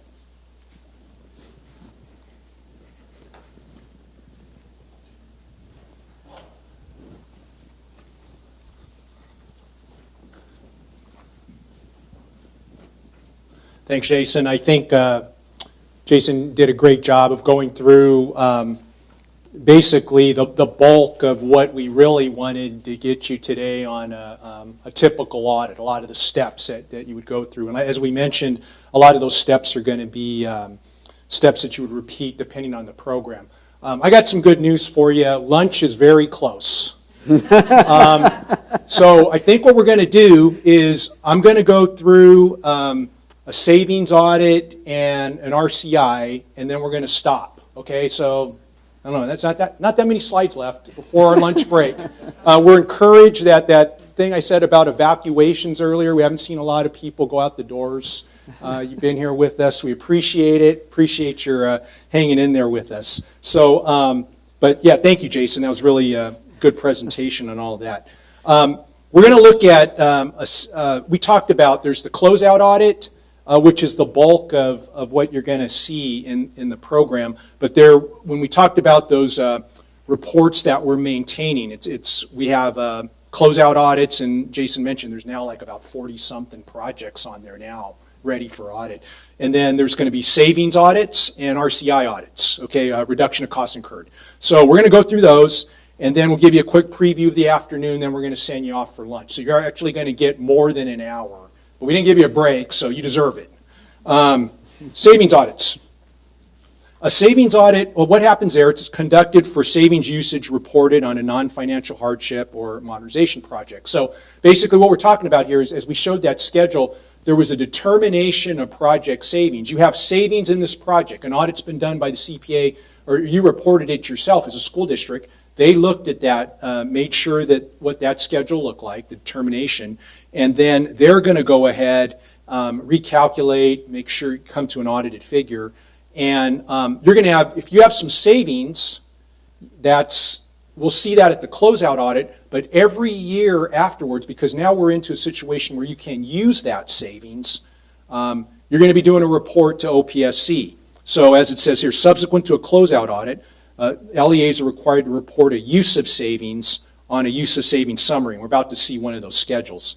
It has to be done annually, even when no savings was used. So basically what we're saying is, you didn't use any savings for a certain year after your audit. We still want to know about that. So you're going to send us a report. It's going to have 0 on it. But we're not going to guess. I think we've had issues sometimes, wondering sometimes on use of savings. Now this is going to be a standard report every year. And if you didn't use any, that's fine. But we want a report that has 0. It's signed. It's submitted to our office. And use of savings shall be audited when reported until all savings plus interest have been expended. So what that means is as long as you have savings all the way to the end, till every penny is gone on it, you'll do this report, okay? And a CPA, a district will submit the report, a CPA will be auditing that report. Use of savings testing, if you look in our audit instructions, actually you'll find out, this is like 2 pages. It's 2 pages of those 80, okay, that describes this. Well, that's based upon you're using a lot of the procedures we've already talked about. Because what you're going to do in a use of savings audit essentially are 2 main things. You're going to agree and trace the reported expenditures from the district's records, and you're going to trace it and see what they reported. So you're going to go back, you're going to take the report, see what they reported, make sure you can agree that, and then you're going to take a sample of the reported expenditures their use of the savings, and you're going to go back to the documentation and do much of the same kind of testing that Jason talked about. But you're going to be doing it with what they've used for their savings. Examples of eligible uses, high priority capital outlay project expenditures. So you have some of these things are listed, planning expenses for capital outlay, etc. The same kind of expenditures that are allowable per the appendix or the section G of the grant agreement, where we went over that. That had a lot of the eligible expenditures. Flip side of that, appendix H had the ineligibles. So, hey, if you see those, they're ineligible. So it's testing for the proper use of the savings. And then matching share on other SFP projects of an LEA, the state share of the savings may only be used on the same type of program, new construction, savings for match on a new construction, etc. This is the form that we were mentioning. This is a use of savings. Here's a template that a district would use. In this one, on this Kershaw Elementary example that we have here, this is actually report number 2, and we kind of did that on purpose just to kind of make some illustrations here. So here's a district that originally they had $100,000, and that would be in, well, first of all, you have column A, the project number, and then column B, savings used for high priority capital outlay project, yes or no. Then in column C, we have original total savings determined at the closeout audit. So what we're saying here is that when their audit was done and the determination was done and all of that, they had $100,000 at that time. Okay, so on column D it says remaining savings balance to date, 75. Remember, this is report number 2. So in the first report, we can see that the first report would have had $25,000 of savings that would have been reported on that one. And what we want to show here is now with $75,000 remaining, this is the second report. So now the $25,000 has already been reported, audited.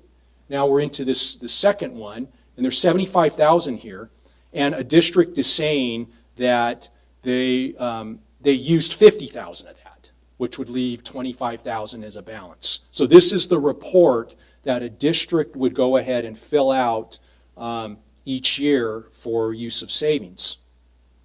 and CPA firm would have a table in their report. This one, it mirrors the information that was on the use of savings that was turned in by the district. But in this case, we see that in our example, we have where they're finding usage of $45,000 instead of $50,000. So there's a $5,000 difference, which would change the balance of unused savings. So this kind of table would be put into the CPA's report for this audit, and we would see that at OPSC, because OPSC is going to still be involved in the tracking and the usage of the savings. So that's a savings audit. So that was another one. Boy, that was a lot quicker than going through Jason's whole thing of the closeout audit. That's why I like to do these sections. We leave the big jobs for Jason. That's a savings audit, okay? The reduction. Now we're going to talk a little bit about reduction of costs incurred, and then we're going to send you off to lunch. A reduction of costs incurred audit. They're done for basically two things here. One is project failed, substantial progress. So we talked about that earlier, that 18-month check. And if you fail that with OPSC, then you're going to be in a situation of failing substantial progress. Or the district themselves, they request that the project be reduced to costs incurred. So they're saying, we're not going to get it all done. We're declaring that, okay? There is no savings in these type of audits because all funds not used on SFP expenditures are considered unspent funds, and they have to be returned to the state. So this is another kind of audit that can occur that a CPA would be doing for you. And right now on our database, you're only going to see an inventory for closeout audits. Right now for savings and RCI audits, there isn't anything in the queue right now to be done. So in a reduction of costs incurred audit, an LEA is school district's going to do a calculation of unspent funds. We're going to be asking for this new template form, and we're going to be going over that after we talk about this a little bit. A CPA firm will have a table in their audit where they do a comparison of reported and audited unspent funds. And then they're also going to have that summary of final project funding, which we had talked about. What was that schedule that's basically the bottom line on how much monies need to be returned to the state. So in a reduction of costs incurred audit, you're going to have things that will form what basically needs to be returned back to the state. Would be things like unspent funds, site grant adjustments, ineligible expenditures, and then if it's a financial hardship project, it would also have any expenditures prior to fund release that exceeded the district contribution. And after lunch, we're going to talk more about financial hardship and some of the special things related to that. So a couple schedules here. What we had one that's a non-financial hardship, one that's a hardship.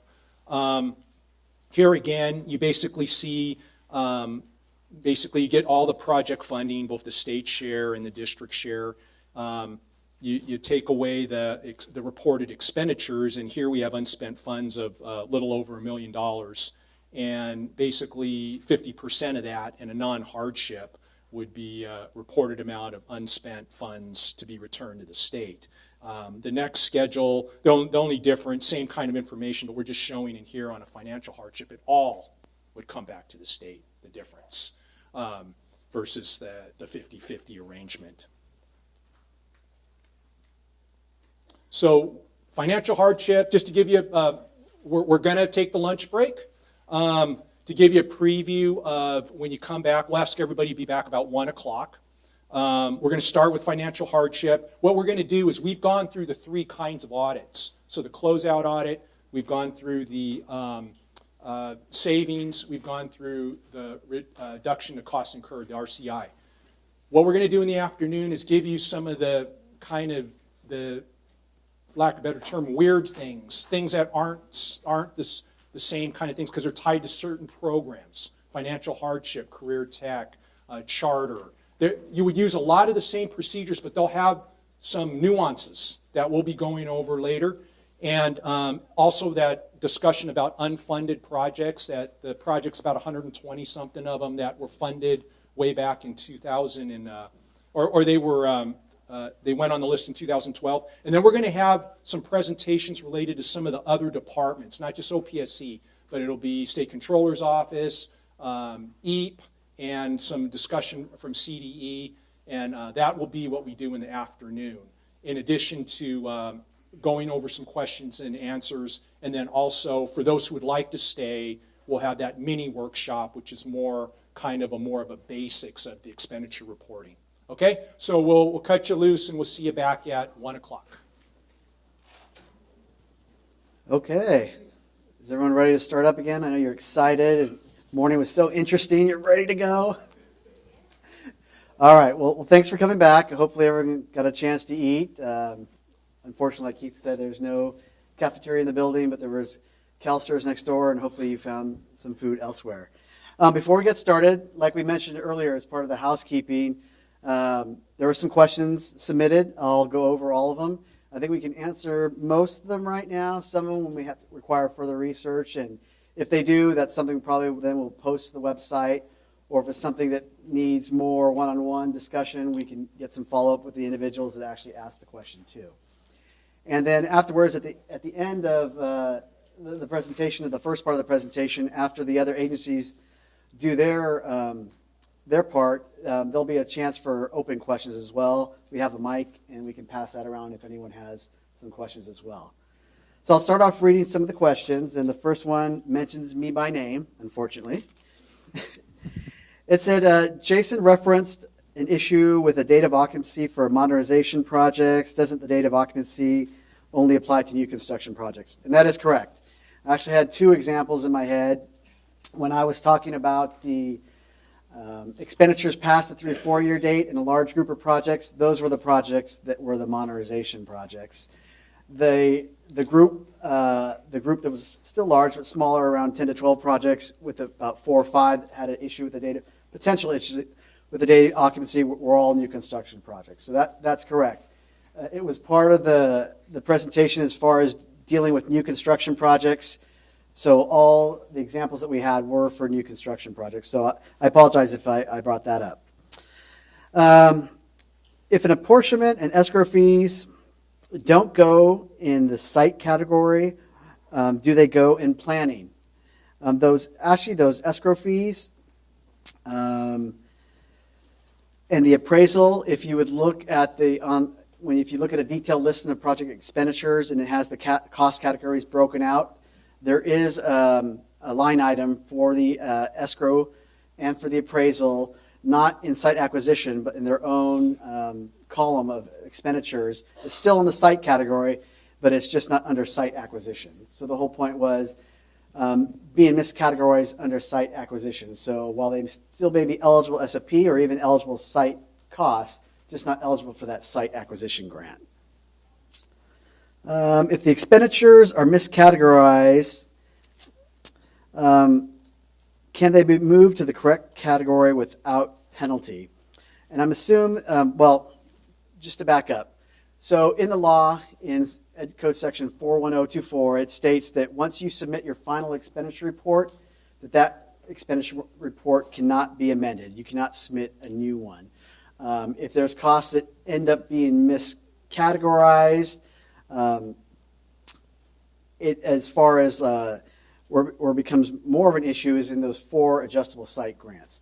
They won't necessarily be moved to the correct categories by the auditor, but they just won't be eligible for that particular grant, and it'll probably be noted as to what category those costs were actually part of. So like an example that someone wrote earlier about the escrow fees and the appraisal fees, it'll just be noted those were not eligible for the site acquisition costs, even though they're eligible SFP site-related costs.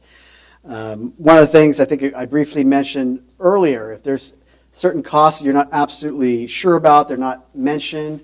We had the slide earlier about the eligible expenditures in the grant agreement in Section H of that grant agreement. Also in Section G has the ineligibles.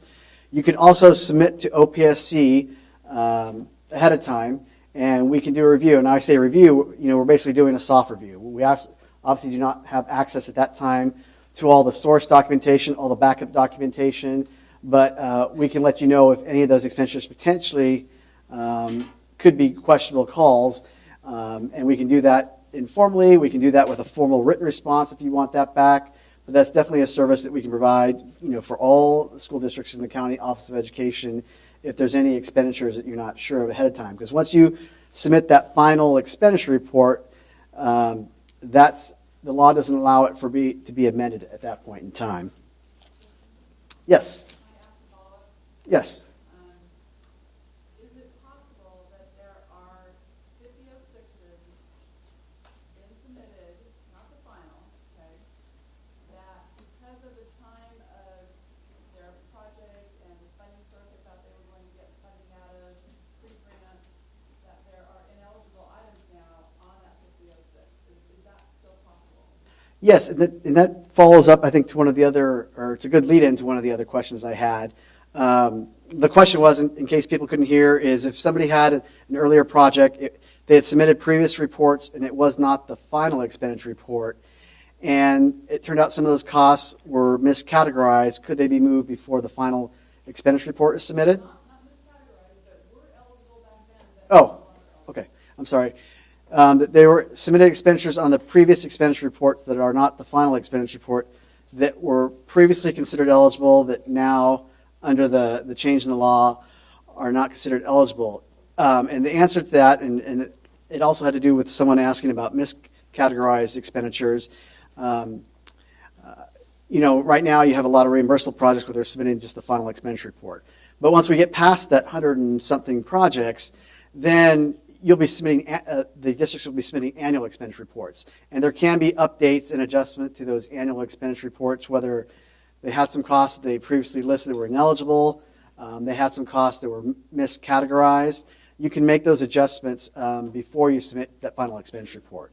And as you submit those annual ones, and even two, later on in the tail end of when we do the second presentation, and we talk a little bit more about the substantial progress review that the OPSC does, one of the things we ask for is the expenditures to date at that point. And there'll be another time where we may see something that then afterwards the district may have the opportunity to remove expenditures or move them to the correct category because they're not dealing with the final expenditure report yet. So you will have that opportunity at that time. Okay, let's see. I got the next question. We answered the next question. It was actually the very next question. Okay, the next question. If a district signs a contract for a combination modernization new construction project, and the project is prorated based on square footage on a 60-40 basis, would they submit a 100% expense report for both projects with an explanation on how they prorated it?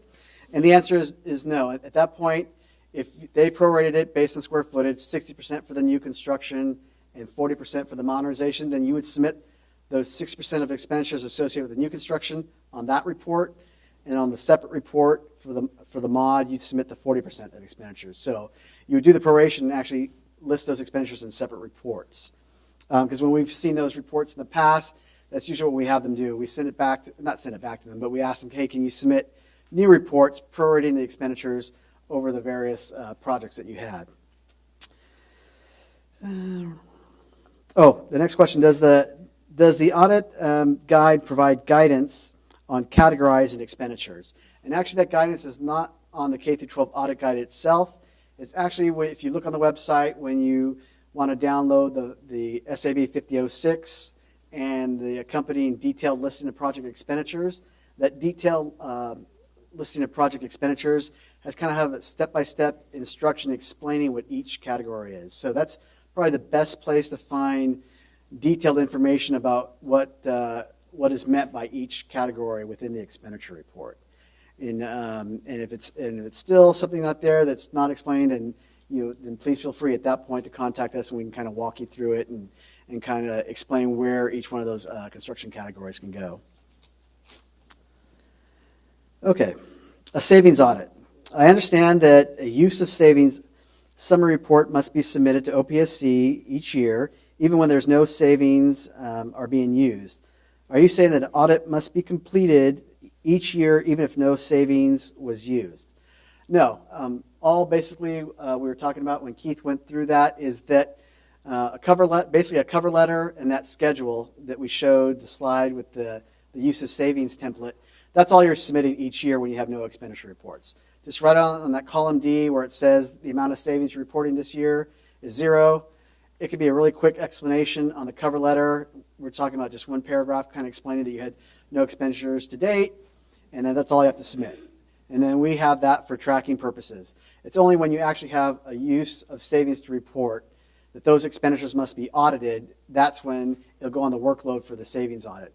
And then one thing, I can't be sure if we mentioned it earlier, as part of that savings audit, it's just like the regular audit, where if something's listed on there and it's audited and it's ineligible, those expenditures potentially have to be returned as well, just like they would in the course of a regular audit as well.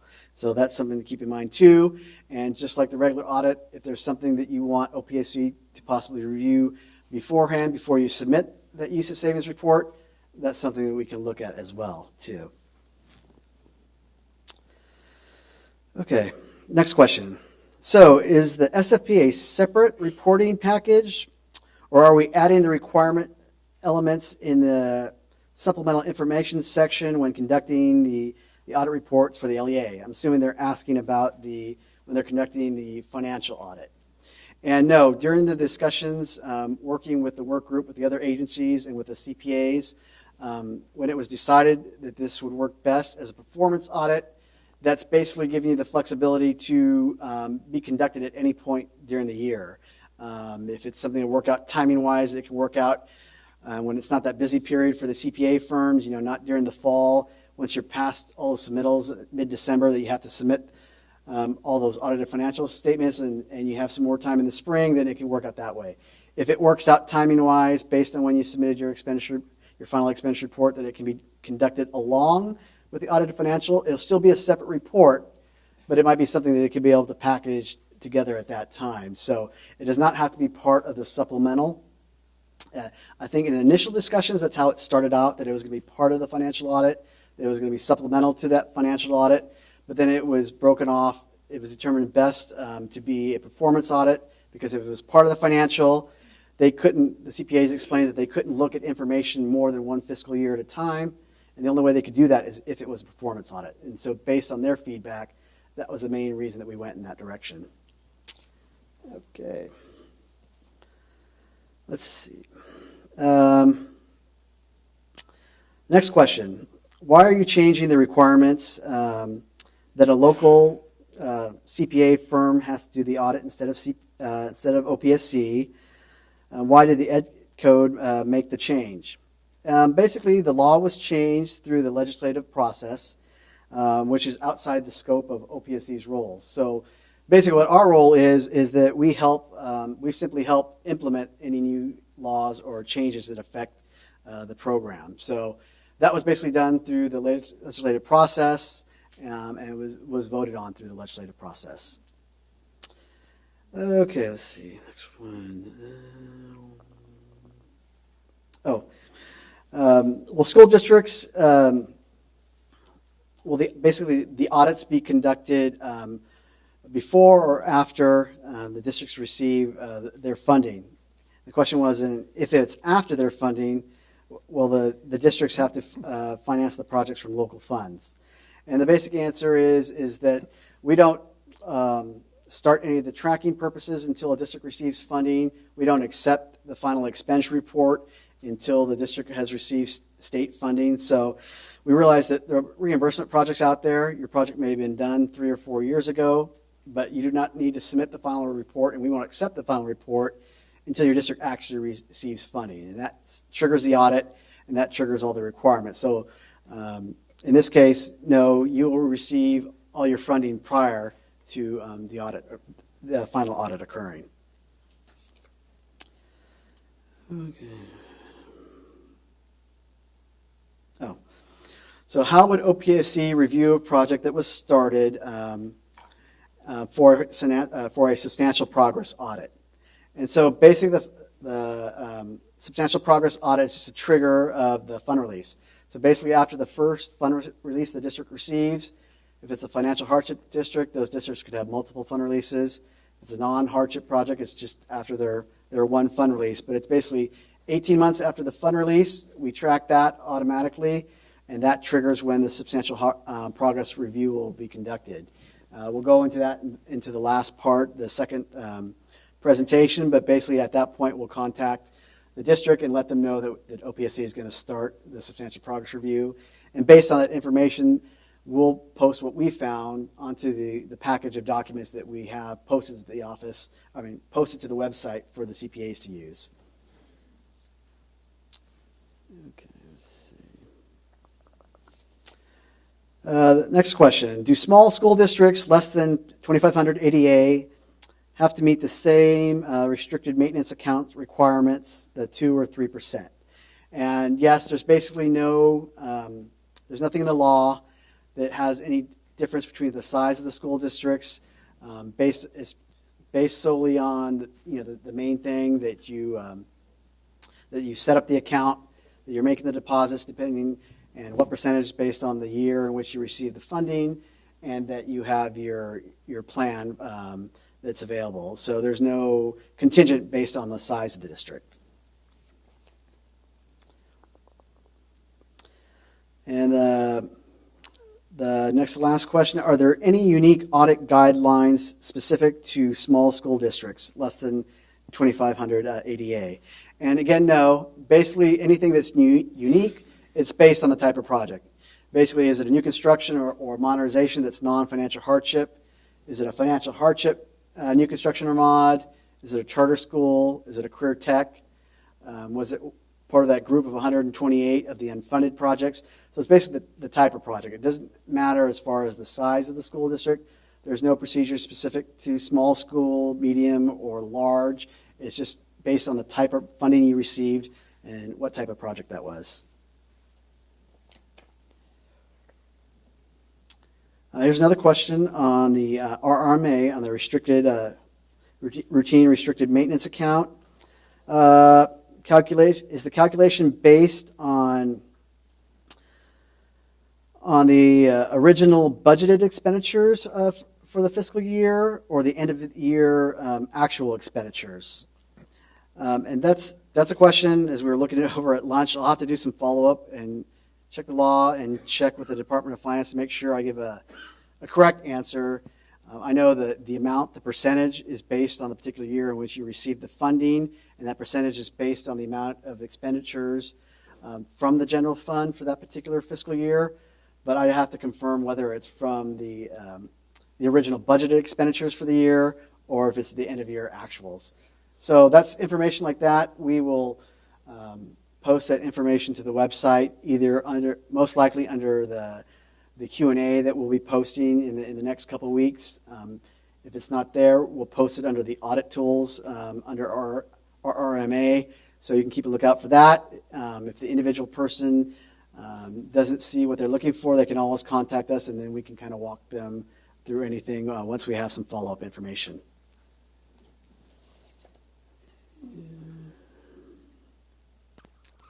Okay, and the last question.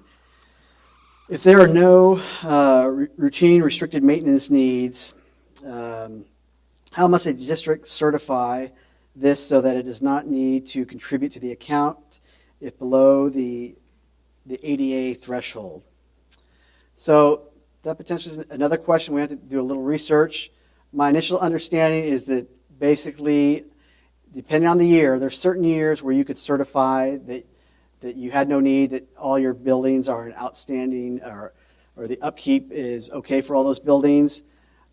Certain years, those requirements based on when you received your funding, was it Prop 51 funds, was the funding received after April 1st, 2017, that you have to make those contributions regardless for future upkeep.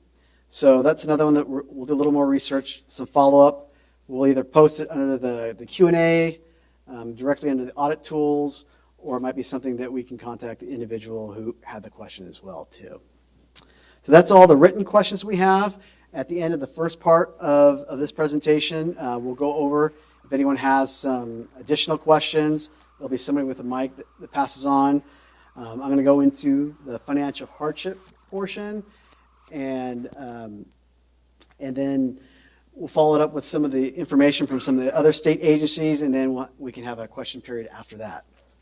Okay. So the financial hardship projects. Earlier I mentioned with the financial hardship that if you would look at the procedures between a non-financial hardship project and a hardship project, there's actually only one procedure. And that's one of the two differences that I have listed up there. The other difference is how the savings is treated for financial hardship. And financial hardship is something that I've been closely associated for with years. I remember at the time, my manager at the time had come to me and told me that they needed a new supervisor to take over the financial hardship team, and if I could do it on a temporary basis, that for another 5 to 6 months. And then 6 or 7 years later, I was still working on the financial hardship. So it's definitely something that we've gone through a lot of potential changes to the program, a lot of work groups with the financial hardship project. So it's something that I work with closely for years and very familiar with. So the main differences between a regular non-project and a hardship project. The first one you can see there is the one procedure is determining the amount of expenditures that occurred prior to fund release, and you will do that test for each grant that the district happened to receive. If they received a design and a full adjusted grant for construction, then we'd have to do that test 2 times. But basically what we're saying is when they did the financial hardship review, they determined, okay, the district qualifies for hardship. They do not have all the required funding. So maybe they had a $10 million project. They did not have the $5 million to contribute to the project, but maybe they had $200,000. So basically they got $5 million for the state share, and they got $4.8 for financial hardship, and there was another $200,000 that we determined was available funding. So at that point, they're free to spend that $200,000 at any time. They do not have to wait until they receive the actual hardship grant. They can go ahead and spend it. If we determine an audit that they spent $300,000 prior to receiving the state funding, then there's potentially a $100,000 adjustment that we have to make, because when they did the hardship review, the only money they had was $200,000, but they ended up spending $300,000 before they received the grant. So therefore, there's another $100,000 adjustment that will be done when we receive that report from the final approved report from State Controller's Office. We'll take them out into the board, adjusting the financial hardship apportionment down $100,000 and increasing the district contribution by $100,000. And then basically a notice will be, accounts receivable will be set up and sent to the district to collect that $100,000. Now there's exceptions.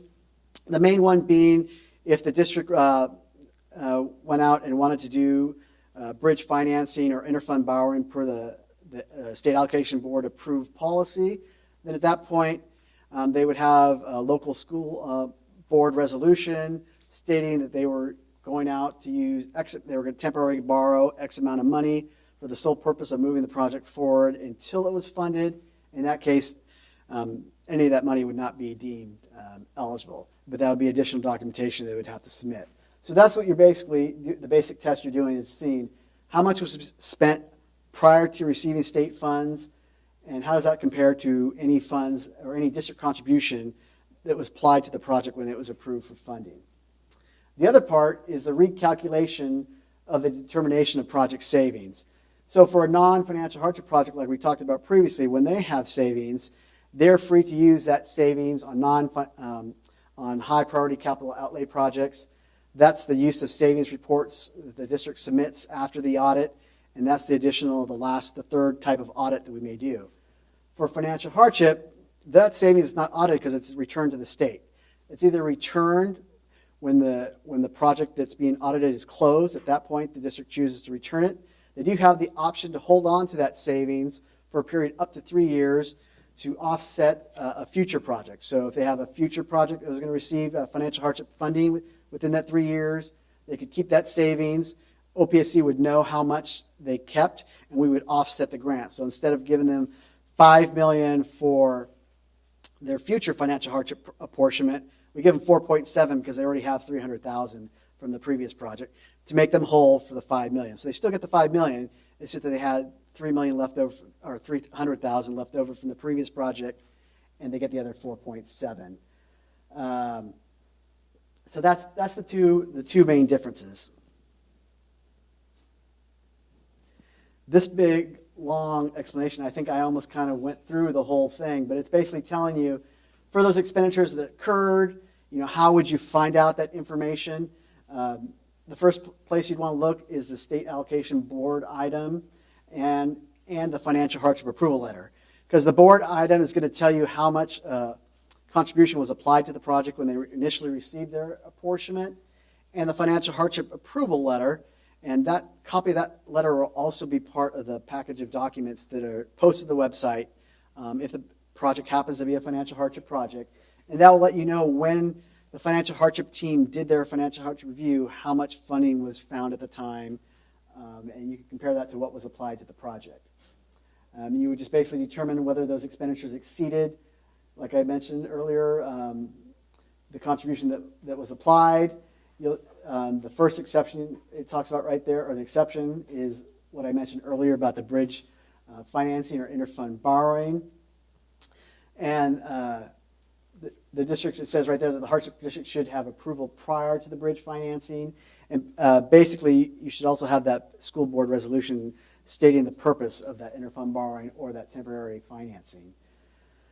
And any expenditure prior to the fund release that exceed the district contribution, like I mentioned, will decrease the financial hardship apportionment and increase the district cash contribution accordingly.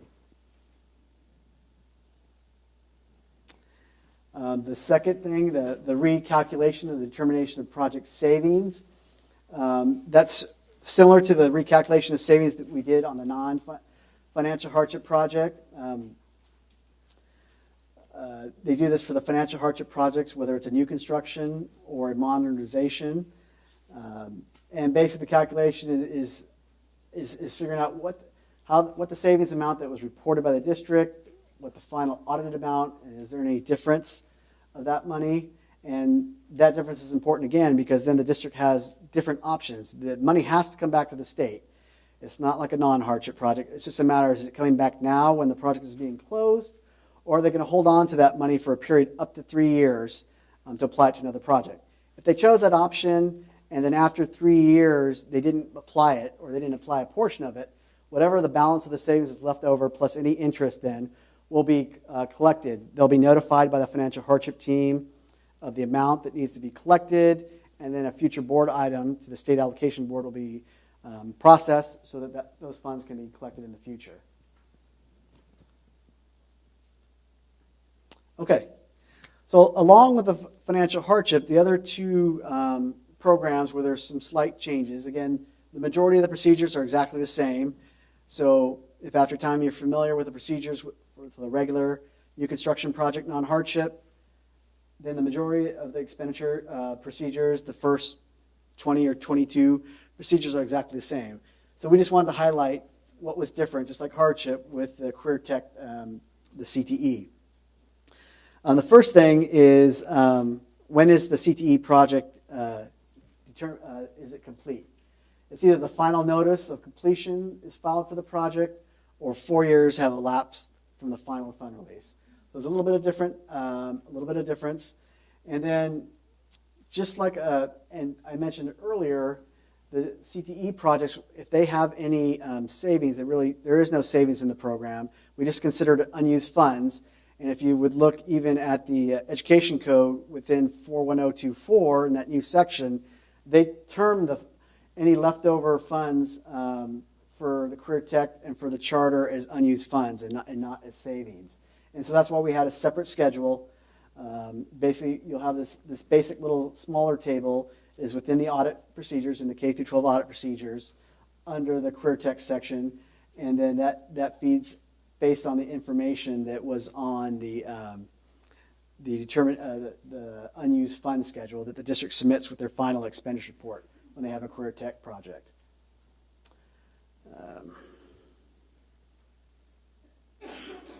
Okay, so then for the charter, and we're going through these last sections kind of quick. So if, again, you'll have a chance at the end too, if there's any additional questions, if there's specific to charter or career tech. Since there's only a couple of minor differences between the regular audit, we just have a couple quick slides. You'll have that opportunity at the end too to ask those questions. This one also has two different areas. between the regular project. The first thing is determine if any of the construction contracts were entered into prior to that date, prior to the September 27, 2002. Expenditures for construction are only eligible for the charter if the construction contracts are after that date. And then the other difference, just like with the career tech, there is no savings. It's just unused funds. So the district, along with their final expenditure report for the charter, will be submitting that schedule of unused funds. And then based on that, this table right here in the audit procedures is a simple schedule of listing what the charter reported, what was the audit amount, and any difference. And those numbers would be carried over to the final determination of project funding in that schedule that we went over before the break. Okay. So the last section before we get on to the other state agencies is the unfunded list projects. And these were a group of projects, like I mentioned earlier, that were submitted their application right before we ran out of bonding authority. So it was basically a period between May of 2012 to October of 2012. You'll see those applications were submitted. They made it onto the unfunded list, lack of AB 55 loans. And then, but it was decided through board action at the June 5th, 2017 SAB meeting that those particular projects, while subject, if they were funded after April 1st, 2017, while subject to the audit requirements of the Ed Code section 41024, they would not be subject to the grant agreement.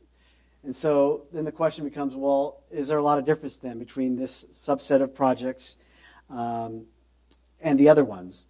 And basically the main difference falls under the computers, tablets, the computer cart, the printers. It's those basic items.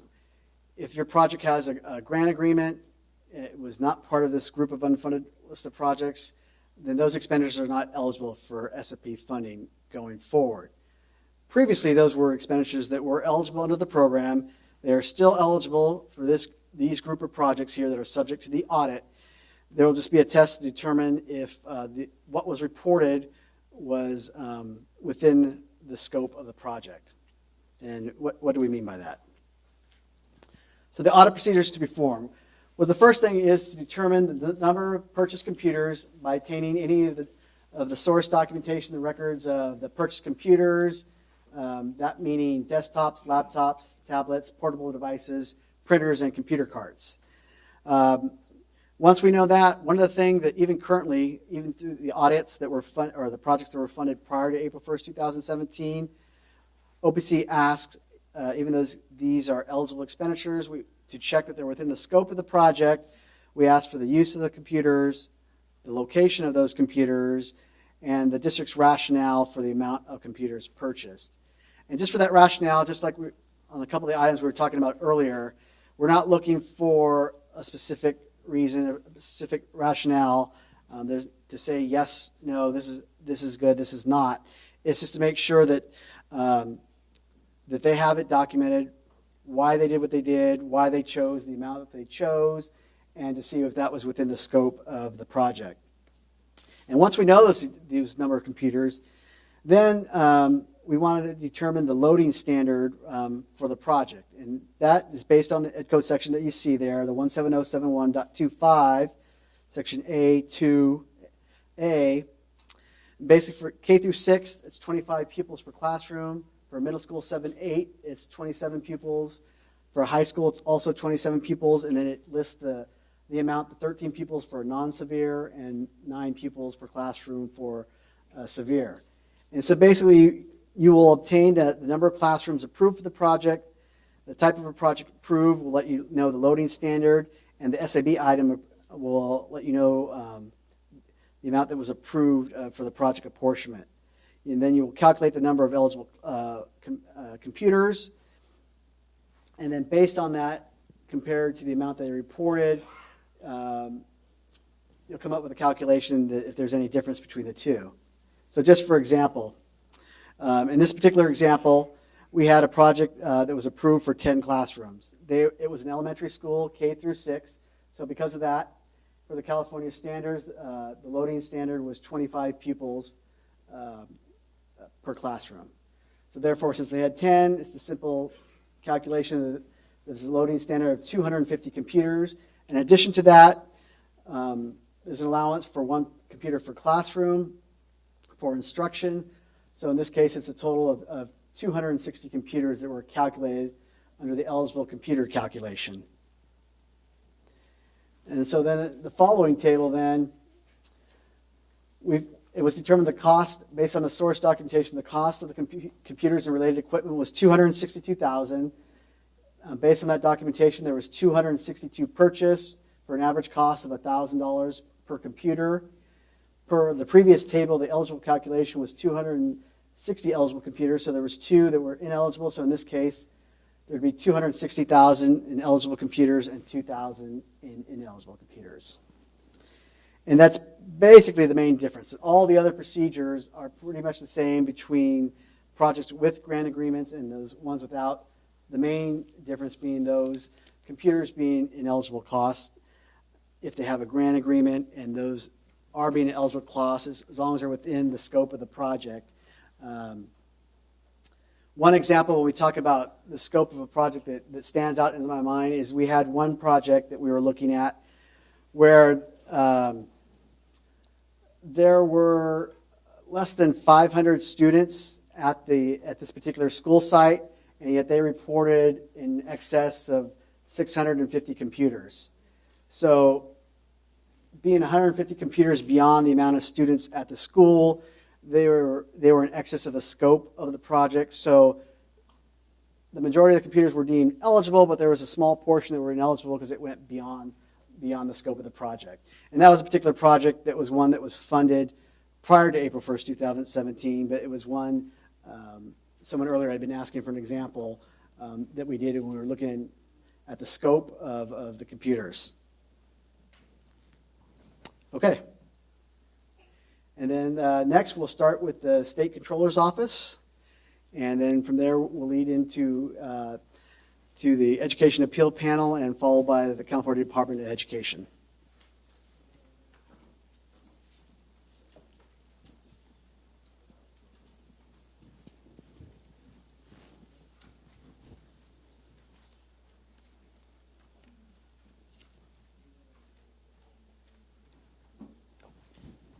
And hopefully we won't have operator error today. I have done that in the past. And You can use either the arrow or right-click that one. okay, right click. Okay. My name is Kirk Ochoa, and I'm the manager over the LEA Oversight Unit for the State Controller's Office. It's my unit that looks at every one of the audit reports for every charter school and every school district and every COE for the state. So yes, when you get those rejection letters, or when you get those certification letters, that's my group too, so we've got to throw a little positive in there. And as an additional process, because as it was asked before, is this new audit, part of the LEA regular annual audit? And as Aaron said, no, it is separate and distinct, and therefore it's going to be a whole different process. I mean, it's going to be the same process, but it'll be separate from what the LEA audits are. And so what we're going to do is, let's go here. Okay, we're going to ask for, and I'm getting these set up right now, is the email site and the FTP site, is that you would submit your audit reports for the SFP audits just like you do the LEA audits through the FTP process, and then we will process them accordingly. That way it just makes it easier for us that we can do it electronically, keep everything on our in our folders, and not have to handle a lot of paper.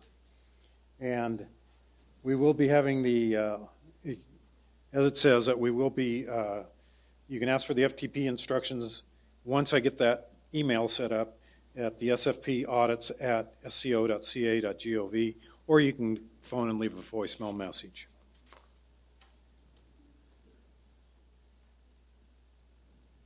Now, the school facility program audit is due 1 year from the final submission of the SAB 5006. And so, but the controller's office is not going to be monitoring that. Is that when we get the audit reports in, that's when we know that there's an audit to be done, because we don't have a list of all the schools that are going to be eligible, or all the LEAs that are going to be eligible, or all the districts or charter schools or that. So we will be relying on that. But once we receive that information, like I said, we will get the reports, and it must be done in accordance with the Yellow Book. And there is a section in the 2011 Yellow Book, that's Chapter 7, and in the 2018 Yellow Book, it's going to be Chapter 8, which gives the requirements for doing a performance audit. And we'll be looking at those items in our review. So if you look at, in the report requirements, they're at the beginning of the Appendix B in the K-12 Audit Guide. And it says the report components for performance audits, and it has a listing. We will be looking to see, does the audit report have that in it? Because there is no set wording for performance audits like there is for the financial or single audits that are out there. So we will have to look at that.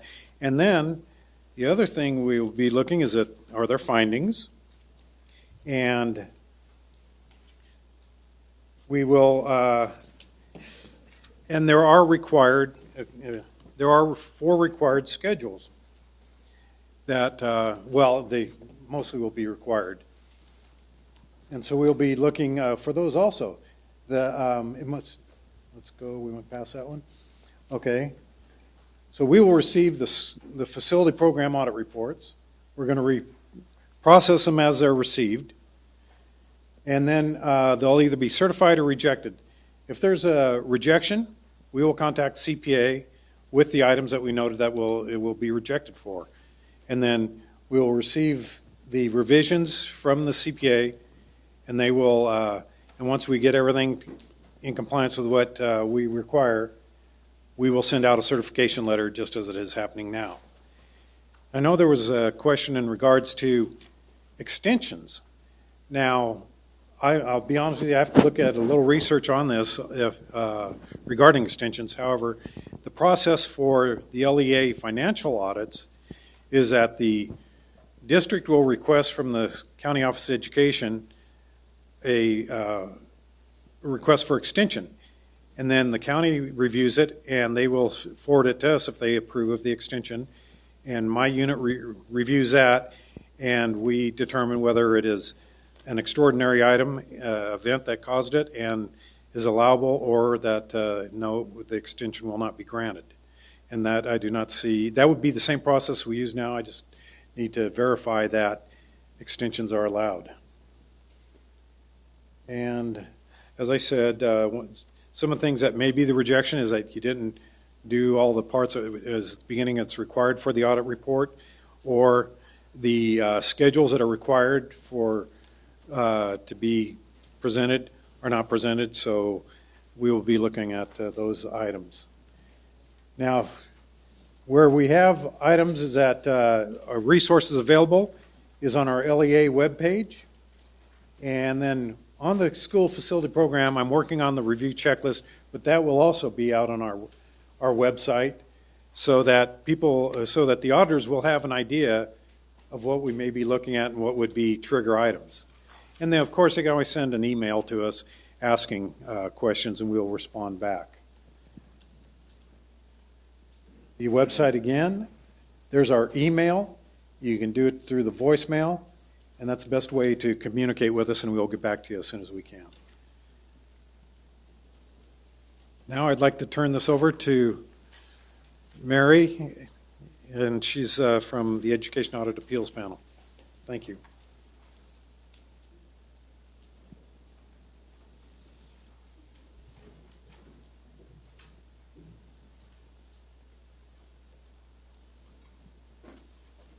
Hi there, good afternoon. As Kirk said, I'm Mary Kelly. I'm with the Education Audit Appeals Panel. And we do 2 things in our office that might be of interest to you. One is we're responsible for publishing the K-12 Audit Guide, which includes Appendix B, which is what we're talking about today. And you can find that on our website. You can find it for the current year and for 10 years past, maybe. And we also oversee audit appeals, both formal and informal, for the K-12 Audit Guide, and starting probably a year from now, the Appendix B audits.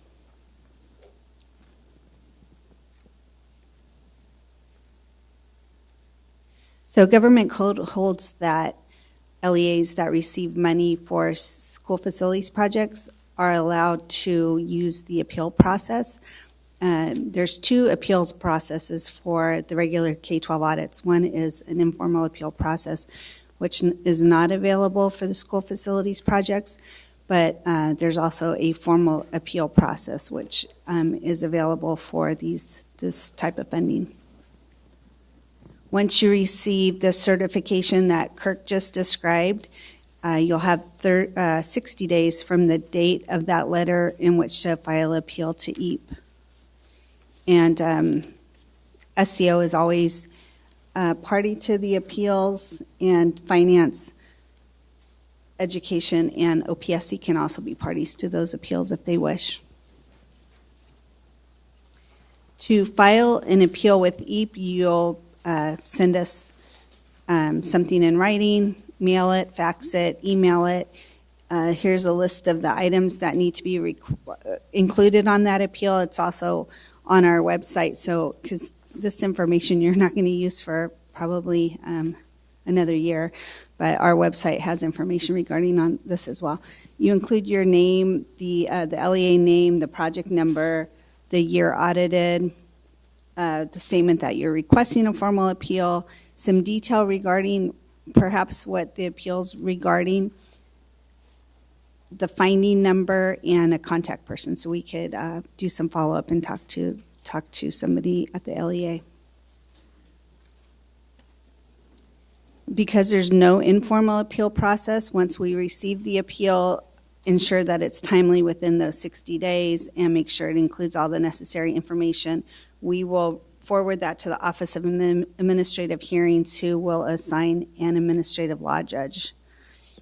Within 90 days of the receipt of the appeal, there will be a hearing on your appeal. The LEA will have the opportunity to present evidence, make a case for why the ALJ should potentially overturn the audit finding. There's a couple of reasons why an ALJ would do this.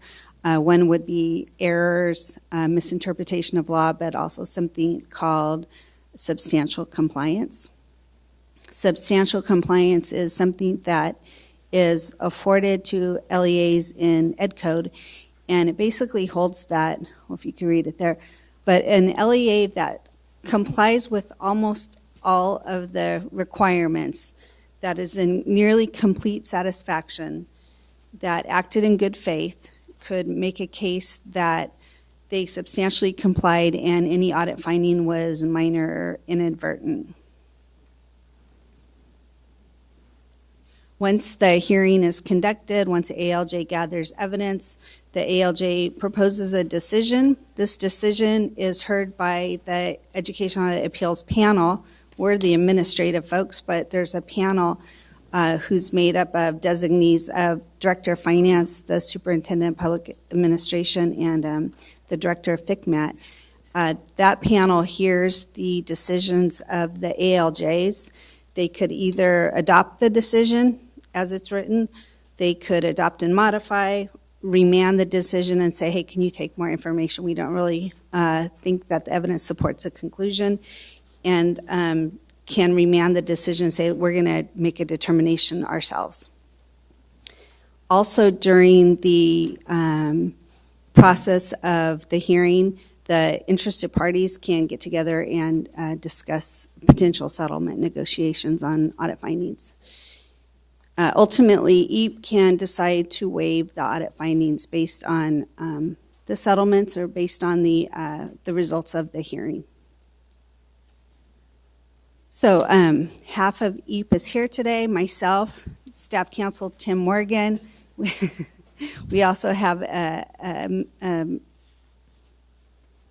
what is that called? AGPA. I kept wanting to say ALJ. I'm like, no, he's not ALJ yet. It was Martin, who handles our administrative functions in the office, and we have a part-time IT person. And that's the information. You could reach us once you get to the point of, you have an audit finding, and then maybe somewhere in there you'll kind of remember, wait, didn't they say at that training that we could appeal? Just go to our website or give us a holler. Thank you. Thanks, guys.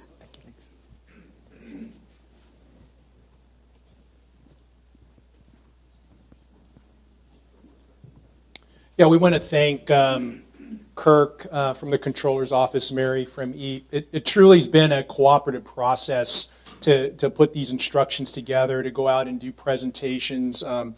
We had a working group prior to even the instructions getting prepared, and that included CPA, school districts. We had meetings, so it's been a real cooperative effort of various agencies of government and school districts, the CPAs with the private sector. So we're very thankful for that. So it's been good working together. Well, we're right near the end. Okay, so I'm going to go ahead and the Department of Education provided us with some slides. This is kind of the final piece. It's another agency involved in the process. So I want to give you just a real quick kind of overview of the audit resolution process related to CDE. They're another entity that are going to get the audit report from the CPAs, and they're going to get it through their electronic system. And basically what they mainly work with are audit findings that have to do with ineligible expenditures. So if a district has findings with ineligible expenditures, CDE is going to send a management letter, and they're going to want to find out from a district, well, what's your response to this finding in the sense of corrective actions, things of that nature. So they're going to expect a response within the 3 weeks, and then their staff will review the response and take action to resolve an ineligible expenditure audit finding. Now, as Mary just talked about, if LEA has an appeal, then you work with EAP, and she went through all that process. If LEA wants a repayment plan, because that can happen on material findings, there's a possibility that the amount of dollars might put a severe financial hardship potentially on that district, then they're going to, CDE is going to work with them on that. We're going to talk a little bit more about that in in one of the slides coming up. If the LEA plans to repay the amount, or if there is no repayment plan, then they're going to start an invoice process, and so they're going to expect payments on those ineligible expenditures that need to be returned. If that's not remitted within the 120 days of issuance, then the Controller's Office would be getting involved, because CDE is going to request that they withhold an amount from an apportionment. So repayment. LEAs must request that within 90 days of receiving the final audit report, within 30 days of an appeal. And a repayment plan, it has to be, as we mentioned, it has to have that issue of severe financial hardship. But it's something that has to be jointly agreed to by CDE, Finance, in consultation with our Office of Public School Construction. And then at that time, the LEA would be notified, Controller would be notified of the repayment plan. There's different kinds of plans. It can go from up to 8 years, up to 20 years. So all that would get worked out, and there would be interest on those repayments, but there is that potential for repayment plans. These are the staff that, if you had further questions in this area, there's a phone number, email, and those are the specific staff there with their names. So they would be able to help you further if you had more questions, even about more specifics of these slides. There's some general things we could answer, but if you had more detailed discussions, these are the people to talk to related to that. So we're going to go into a give you another chance for some questions and answers. Before we do that, Jason and myself, there's our contact information. That's good. Jason's listed first. I like that. But it's Jason and I would be glad with our emails, our phone numbers. If things come up, I mean, a lot of times you can go to a training, there's a lot of information, then you get back and you realize, wow, you know, I didn't really get the answer to this, or you had a chance to look at the slides again and you have a question, please feel free to get in touch with us. Okay, so what we want to do now, we have some time that we wanted to set up for questions and answers that might have come up that you didn't get a chance to write down, or that might have come up from the second half of our presentation. We have a little bit of time for that. We have a few of our staff that have actual microphones so that we could hear your question. So if you have any questions that you'd like to do now, like I said, you have that opportunity even with our email, phone call. And we want to do this before we transition into, we have another presentation that we mentioned that's more of a, kind of more of the basics of just the whole expenditure reporting type process that we'll get into. But we do have some time for some questions now. So if you have a question, please raise your hand, and then somebody with a microphone is coming over to you. Hi, I have a couple of questions. Is, will OPSC do soft audit reviews? Yeah. So basically, well, we'll do it upon request. Okay. So we're not automatically going to do it for every report. As we go forward, I mentioned too that one of the other questions was the opportunity for adjustment between maybe your first or second expenditure report before the final one. If you want to request when you submit those required annual reports, then we can do those soft reviews.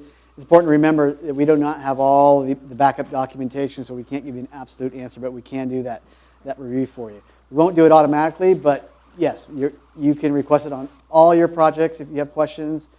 If there's only a couple that you have questions or issues with, you can request those, but it's basically will be done on a request basis.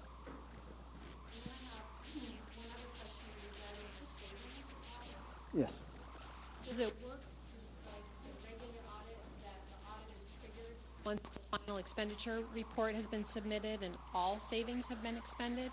Or is there an audit any time window when an expenditure? So, yeah, so basically it ultimately depends on when or how much a district submits. So, just for example, they have 300,000 savings that was determined through audit. So the first year they didn't have anything to report. There was no audit done. The second year they reported 200,000 of that three. They used 200,000 for a certain purpose. Then that will trigger a savings audit that particular year on the 200,000. So it's a little different than the funding audit. It's not triggered until. Correct. So the savings.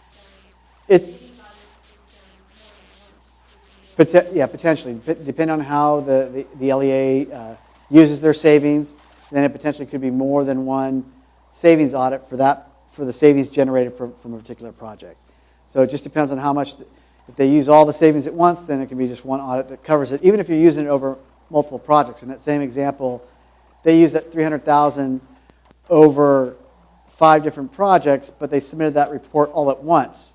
And when you submit that report, like earlier when we showed, there's that schedule for the use of savings, and then behind it there's that one page from the detailed listing of project expenditures that will give, that you'll submit the individual expenditures. Could be it was one expenditure for one larger contract, or I've seen it like that way, or I've seen it where it's a couple pages of a lot of smaller individual expenditures for a project. So it just depends. So even if those expenditures, and I've seen that one expenditure report, that one DLOP, broken up into 5 different projects with 5 subtotals leading up to the total, in my example, leading up to the total of 200,000. So if you happen to use all of it on multiple projects during that 1 year, then you can do it with one report. if it's being spent over multiple years, then potentially it could be multiple savings audits for that one. So every time you submit one of those reports, that will trigger it going onto the workload and for a potential savings audit. Uh-huh.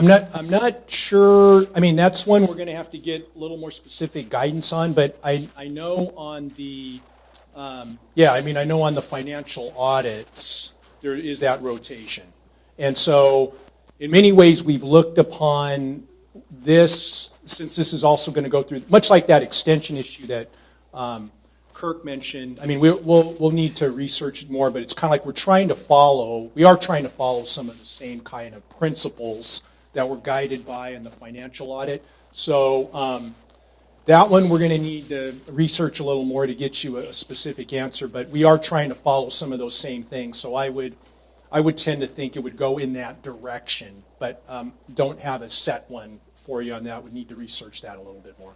Were you asking, you've done the LEA audit for 6 years, and let's say you've done the audit, or you're doing the 5th year audit, there shouldn't be a problem with that because it's a separate audit. It would be a separate contract.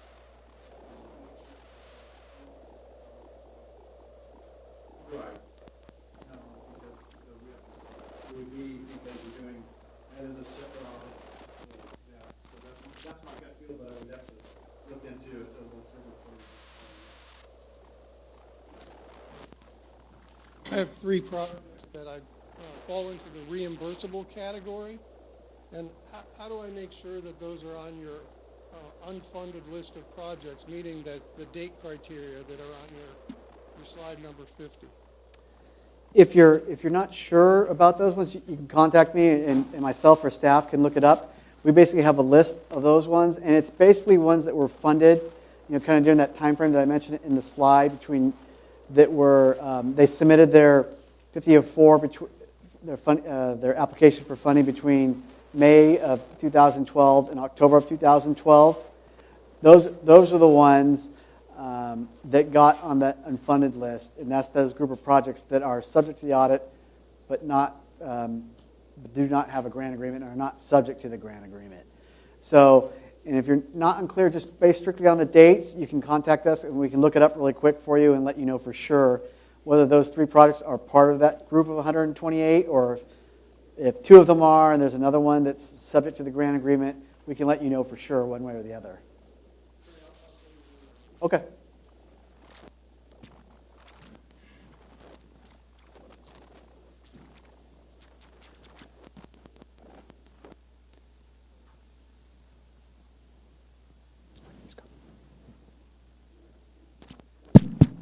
Yeah.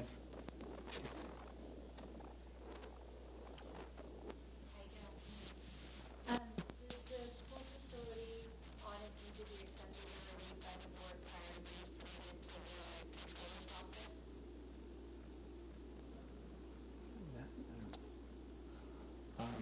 What board? Your school board? Yeah, our school board.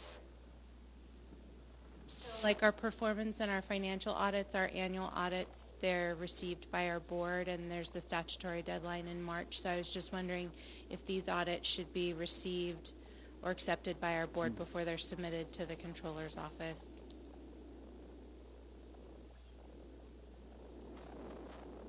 I think we'll probably have to look into that more. I mean, yeah, I think there's local requirements that tie into those, but I couldn't give you a for sure answer. I mean, it would seem, I just from a business practice perspective, I think it's probably a good thing, but I don't have like a mandate kind of thing for you. Yeah. We're just trying to kind of dot our I's as we can to prepare, so I was just curious. Yeah, you know, it would help too if you could send Keith or I an email with that same question. That way, when we look into it, we can respond back, and we can also possibly post that under the Q&A for other districts as well. But at least we can give you a specific answer. Yeah. One more quick question, and that is, and I might not. Following it, right? So I kind of want to just confirm my understanding.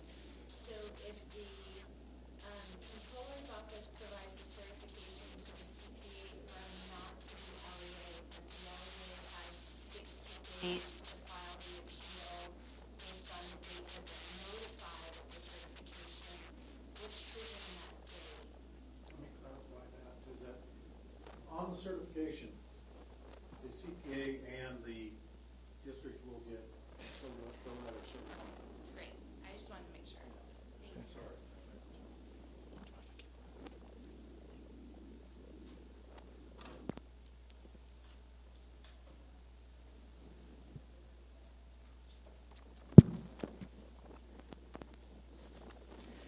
My question's around the major maintenance plan.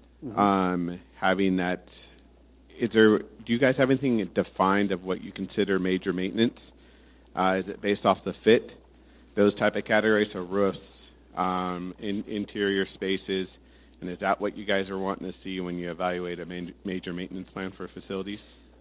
Yeah, the main thing we're seeing is it's based, or at least my understanding, I shouldn't say an absolute answer, but my understanding is it's based on those major facilities that were approved for the project. Those are the facilities that that are to be maintained, because as a condition of receiving that state funding, the district's basically certifying that they will maintain those particular facilities for X amount of years. So those particular building facilities, as far as what list you can work off, you know, the only I can say for sure, and that might be one again, I hate to keep saying that same answer that we can look into, but it's basically working off of those particular facilities that were approved for your project. So if your project had classrooms and some auxiliary facilities as well, you know, library, cafeteria, those are all included under what's that they're certifying that they will maintain for the period of time. So just when you said it could be in bullet format, so for clarity for me, so if I use the FIT, we do an annual inspection with the FIT. The FIT identifies the critical needs for the facilities to be improved, to be in good repair standard. From there, then it goes to my annual project list, which I can show gets funded, and the work gets done. And then from there, I have an overall, say, 5-year plan of how I'm going to fund each year in order to address those issues with the facilities. That's what you're kind of wanting to see, is like, this is how we do it with our current facilities, and this will be applied to the new facility. Right. In that case, you know, just kind of explained it. You know, that kind of gives us a little trail, you know, almost an audit trail, so to speak, as to how, where your plan's being derived from, what you're using as the source of that plan, and what the outcome of that plan is going to be, or at least what your goal is for the next 5 years for that plan. So even just, you know, sometimes I've even seen just a cover letter kind of almost explaining in narrative form what you just said, along with the documentation behind it, kind of showing, because there's not, you know, unfortunately, there's not no set template out there for what the plan should look like and how it should be laid out. So I think as long as, in cases like that where there is no set template, if you can lay out, you know, how you came to that conclusion and what facilities, you know, you want to, you know, if it is based on that FIT plan, and you can show that backup documentation, then that would suffice. Okay. Thanks for the clarity. Any other questions? I know you had been asked before, are you guys willing to commit or to give an idea of how many hours these audits have taken? And I know it would vary by the type, but how many hours, just for a general idea, it was taking OPSC staff? Well, we've had CPAs ask us before, and you know, with the audits that we do, you know, currently, and that we're finishing up for the ones that are funded prior to that April 1st, 2017 date, we track that time a little bit different than I know that you'd be tracking. Obviously, we work within budgeted hours, and so I can answer that typically. You know, what are some of those budgeted hours, and that's based on some of your typical cases. You know, some of the projects that have site and new construction. They have the biggest budget of 90 hours. The regular full in-depth reviews had a budget of 80 hours. And then the partial or the, I can't think of the name of it offhand. The limited, thank you. The limited reviews had a budget of 20 hours. And obviously, sometimes that would expand if it had site, and it may have been expanded up into a full compliance review. So that was basically the budget hours that we had to work within. Hitting certain parts of our audit program, and it may have to be adjusted based on that. Obviously, if there's issues with the site that expands, it potentially would expand beyond those budget hours. So those are just really rough hours that we worked off of. And obviously, we're doing the audits and the reviews in a completely different environment. We're not out in the field, and we're reliant on the documentation that we receive from the districts. So sometimes a lot of those hours are almost comparing apples and oranges. So that's why we're really hesitant to give you hours. That's just a really rough estimate. I couldn't give you a better idea than that, but at least something to start with. That's why we wanted to try to hit some of the areas where maybe we typically spend some more time, and what are some of the more high risk areas, such as the site relocation, the hazardous waste. Some of those type of categories is when we spend a lot more time. So that's why when we have some of these site projects, those are typically the ones that take a longer amount of time to process. And so just to follow up, or I think I heard you say, was most of the documentation sent electronically? Or did you send audited out? No, it was sent in either electronically or the old-fashioned way, getting hard copies in the mail, and sometimes both. As we try to move our way to a more electronic environment, we're moving more and more to that. But yeah, we could definitely accept those documents through electronics. We get it, whether it's through email, whether it's through hard disk, sometimes through some of the cloud services. But yeah, we definitely move in that direction as well. You all might have a more expedient process because your client might want to see services performed in a lot faster manner, and you'll have probably the information more timelier versus our process now, it may take, it takes time and effort for us to get the documents signed and not within a year time frame. So, the districts or your clients may have that information at their fingertips, knowing that they're going to have an audit performed rather quickly, as opposed to having an audit performed 4 years later or 5 years after the fact. So your client is going to be motivated, honestly, to have their audit performed quickly. So you just didn't have it quicker. Yes, absolutely, right. And I also think, some of the firms, what we see a lot that can happen is if you've done their financial audit and you have a relationship with them and know their records more, know some of their personnel, there might be some things that we would have had to learn related to certain things of internal controls or just some of the basics that a firm could go in if they've already done some work with the district and probably move through some of that and go straight to some of more of the testing where we might have had to get a better feel for the place. In most circumstances, we get a fund release date, and then 1 year from that date, we would have to submit our initial 5006 report. Correct. So as I mentioned before, I have these reimbursement projects. So when I get a fund release on those, what's the expectation as far as the reporting? For reimbursable projects, technically it's the same requirement that once you receive that first fund release, then within 12 months you have to submit your expenditure report. But obviously, if the project's already complete, then it's really up to you. If you could get that final expenditure report together within a month and you wanted to submit the full final report within the month of receiving the funds, then you can submit it within the month. You won't be reminded by the state until it's triggered automatically to get a reminder letter sent out right around that year mark. But if you want to submit prior to that, then you're more than free. Just the requirement, somebody had asked earlier, can we submit prior to receiving funds if we are complete? And that's when we won't accept the report.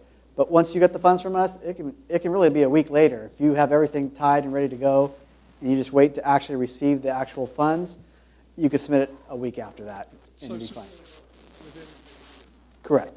thank Correct. you.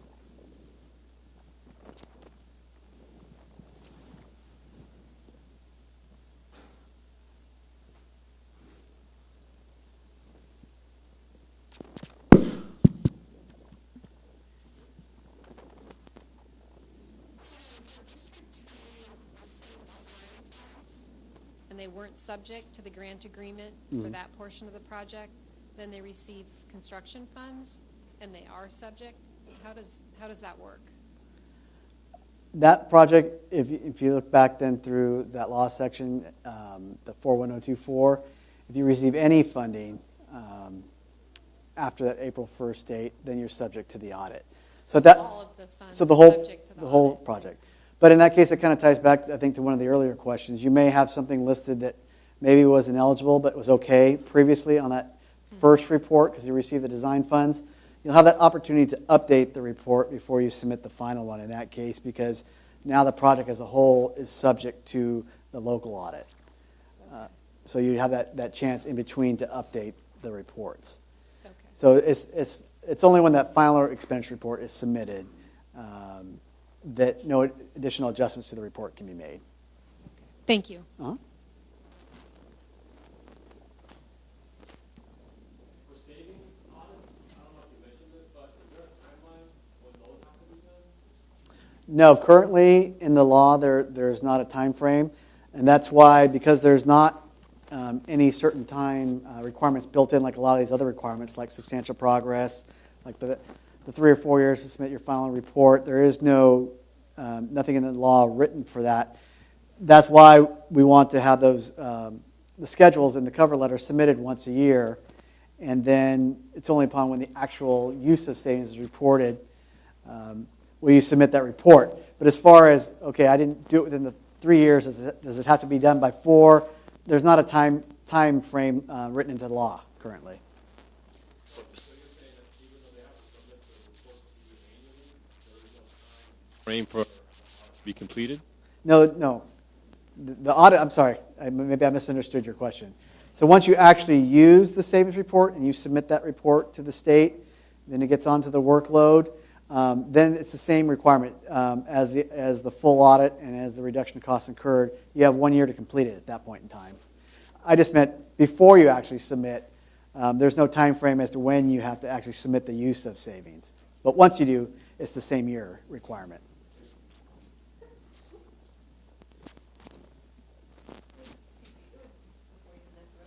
It would seem that would time with their fiscal year, though, right? With like they're going to be submitting the use of savings reports.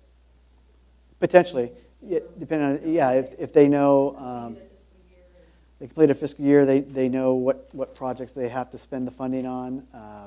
A lot of that timing works out that they can, someone had asked earlier, can they tie that with the regular financial audit?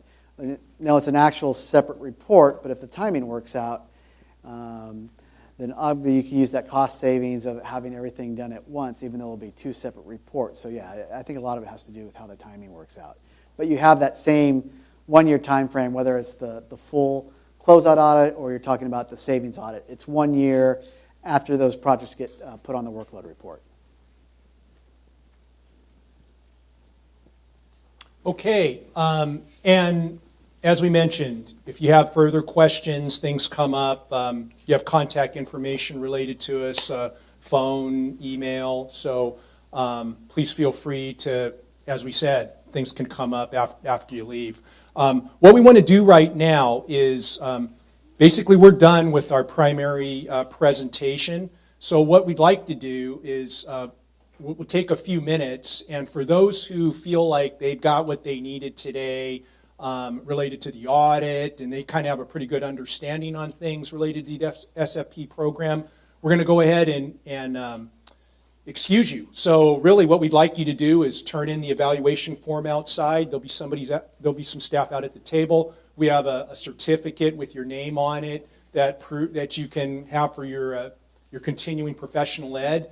And we would say goodbye to you and thank you very much for attending. For those who would like to stay, and you have the slides, so you had a chance to kind of see the other slides that we've done. And if that information looks like, you know what, that would be helpful to me, and it's more of the kind of the basics of expenditure reporting, please stay, and we'll probably start that probably in a few minutes. We're going to first let those who want to go ahead and exit. So we'll probably maybe start in like 5 minutes, and then we'll start that other presentation. We'll get it loaded up, and we'll continue. Okay? So thank you very much for coming, those of you who are leaving us now. Thanks. Thank you. For all the diehards that have made it to the very last part of the presentation, you get a second certificate. No, I'm sorry. Well, if you steal somebody's certificate, you can get two, but no. Sorry, it's still just the one. But it is 4 hours. It's a full 4 hours, regardless of how long you spent. So, yeah, so Lisa had mentioned at the beginning that based on some of the feedback that we got, we realized in some districts, there's a lot of turnover. There's individuals that are new to the program or new to the school facility program, especially since new funding, since a new bond has been approved. So we wanted to have, some type of smaller, slimmed down presentation as far as, okay, what we did before was it started off with you submitted your project's complete, you submitted your final expenditure report, now we're ready for audit.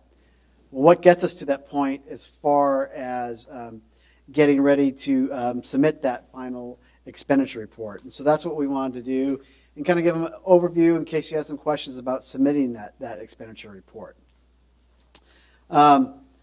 If you look at the handout that was passed out, there was two flow charts. The first one was the audit process, and then the second one dealt with the, I'll go straight to that slide, basically dealt with the expenditure report submittal. So looking at that first box there, it talks about the district receives its actual apportionment. So we're starting with that point, not when they receive their unfunded approval, but when you get an actual apportionment, then you have 90 days to submit your final fund release. And that's part of the whole priority and funding process. You certify that you'll be ready to go with your project within 90 days as opposed to the 18 months in the past. So within that 90-day time frame then, the district submits their 5005 package for review. Along with that, they submit a signed grant agreement to be on file as part of the package. Any contracts that help the district get up to that 50% threshold. If you've been familiar with that. If not, that 50% threshold is basically saying that on the front end, we talked about that 60% commensurate test. Basically, district certifying that they have 60% of their work will be for hard construction costs. Well, half of that hard construction cost should be under contract prior to submitting your request for fund release. So once you submit that full package along with the grant agreement, that eventually means then the district will receive their fund release. And then once they submit their fund release, then that's when, after that first fund release, whether it's you're receiving everything at once for a non-financial hardship project, or if you're a hardship, you potentially could receive up to 3 fund releases. Before you could have one for design, one for separate site grant, and then finally your adjusted grant. And those hardship districts are receiving the same amount of money that a regular district would, a non-hardship. It's just that they're receiving the design portion up front, the site portion up front, and then finally the construction funds are released to the district. After that, you have that annual expenditure reporting requirement, and those reports are submitted to the Office of Public School Construction. And we touched upon that earlier. If these are non-reimbursable projects, once we move past those 128 projects, then you'll have multiple opportunities potentially to submit those expenditure reports. So if something comes up where there's questionable expenditures that you're not sure about, or if there's expenditures that you later on figure out, hey, I put this in the wrong category, I need to move it, you'll have that opportunity between when you submit that first year expenditure report, second year, third year, if it's a high school, your final expenditure report could potentially be 4 years later, and that could be your 4th report that's submitted to OPSC. Like I mentioned earlier, we won't automatically do a preliminary soft cost review if you'd like us to do that. That's something new that we can do if you request that from us, whether you want us to do a formal request in writing, you can request that in writing. If you want to go over some of the expenditures, just discussing it over the phone, conference call, we can be made available for any of that to go over those expenditures. And then once you've submitted that first annual expenditure report, your next requirement, the 18 months after that first fund release, is a substantial progress requirement. And we had a question earlier about that, and that's basically triggered automatically based on the date of that fund release. 18 months later, you have the substantial progress. In the past, that was simply meant that the district will submit a certification form, which I'll show you on the next slide, indicating how the district met certification. So like this separate one for either the same form if you had a separate site or an adjusted grant. So just for example, this was a grant you received for a separate site purchase. So then you're basically certifying that you've obtained the final appraisal of the site, that you've met all the California Environmental Quality Act requirements, the CEQA requirements. You've obtained the final site approval of the site from CDE. That was that letter from CDE that we showed earlier in the presentation. And then you have the final escrow instructions. And so you're certifying to that. So that in the past, you would just submit this form, and basically we would take that certification, and then based on that, that's how you would meet your substantial progress. And then certain projects were chosen for a substantial progress audit, then we'd seek the actual source documentation backing up what was certified on this form. Well, under the new process going forward for the projects funded after April 1st, that same date, 2017, along with this form, we'll actually be requesting the actual documents as well. So there'll be, so again, that substantial progress will be conducted at the 18 months. You'll submit that checklist that we just looked at, and then the OPSC will be requesting certain documentation in order to do the substantial progress review. And that's important because eventually that information will be part of the package that we post to the website, so that, and that information will be sent to the district as well. But then that'll be available as part of the documentation that the CPA reviews. And a lot of that too is to ensure too that there's no duplicate of review, that the CPAs, the local auditor, will know what was already reviewed for the project, and know that those aren't one of the procedures that they have to do when they do their final closeout audit. So what are some of those documentation? So you can see some of those documentation, like the first thing, the qualification appraisal for architect, engineer, or CM. For the older projects for the audits, that's one of the audit procedures that we currently do at the tail end. But as we move forward to this new process, this is something this information that's available early on before closeout. So it's something that we can look at the 18-month mark, verify it, and then that's one less procedure that the CPA has to do at the closeout. Another audit step that we previously done at closeout was verifying that the LEA met the disabled veterans business enterprise requirements. So those DVB requirements, we'll review those, ask for certain documentation. Has the district have notice in the local newspaper, and that requirement is about the attempt to meet it, not that you actually have a certain amount of vendors that meet those, but that you've met and attempted to do that you've advertised in the local newspaper, in the trade magazines, or whatever the case may be. We'll ask for that documentation to ensure that those requirements were met. We'll look at construction contracts to date, which could even include the construction bid summaries, the construction delivery method that was used, and then the project expenditures to date. And that's another opportunity if something pops up. Obviously we're not doing a full review on those expenditures. We're not auditing those expenditures, but at substantial progress, that's an opportunity to do that soft review where we can at least notify the district and give them a heads up if something is standing out at that 18-month mark. We'll look at the general ledger report for those expenditures that are made to date. One of the things that we'll ask for too is the written policy and procedures that document the district's process for accounting for school facility program funds and the project cost estimate. And so it expands a little bit. It's kind of combining what we did previously between the certification and the random projects that were chosen for audit. We're kind of doing both of them at once. And then all this information then is compiled. It lessened the amount of procedures that had to be done at audit closeout by the CPAs. And then also it'll be included in our write-up to let them know exactly what we looked at and if there was any issues that popped up when we did that substantial progress compliance review.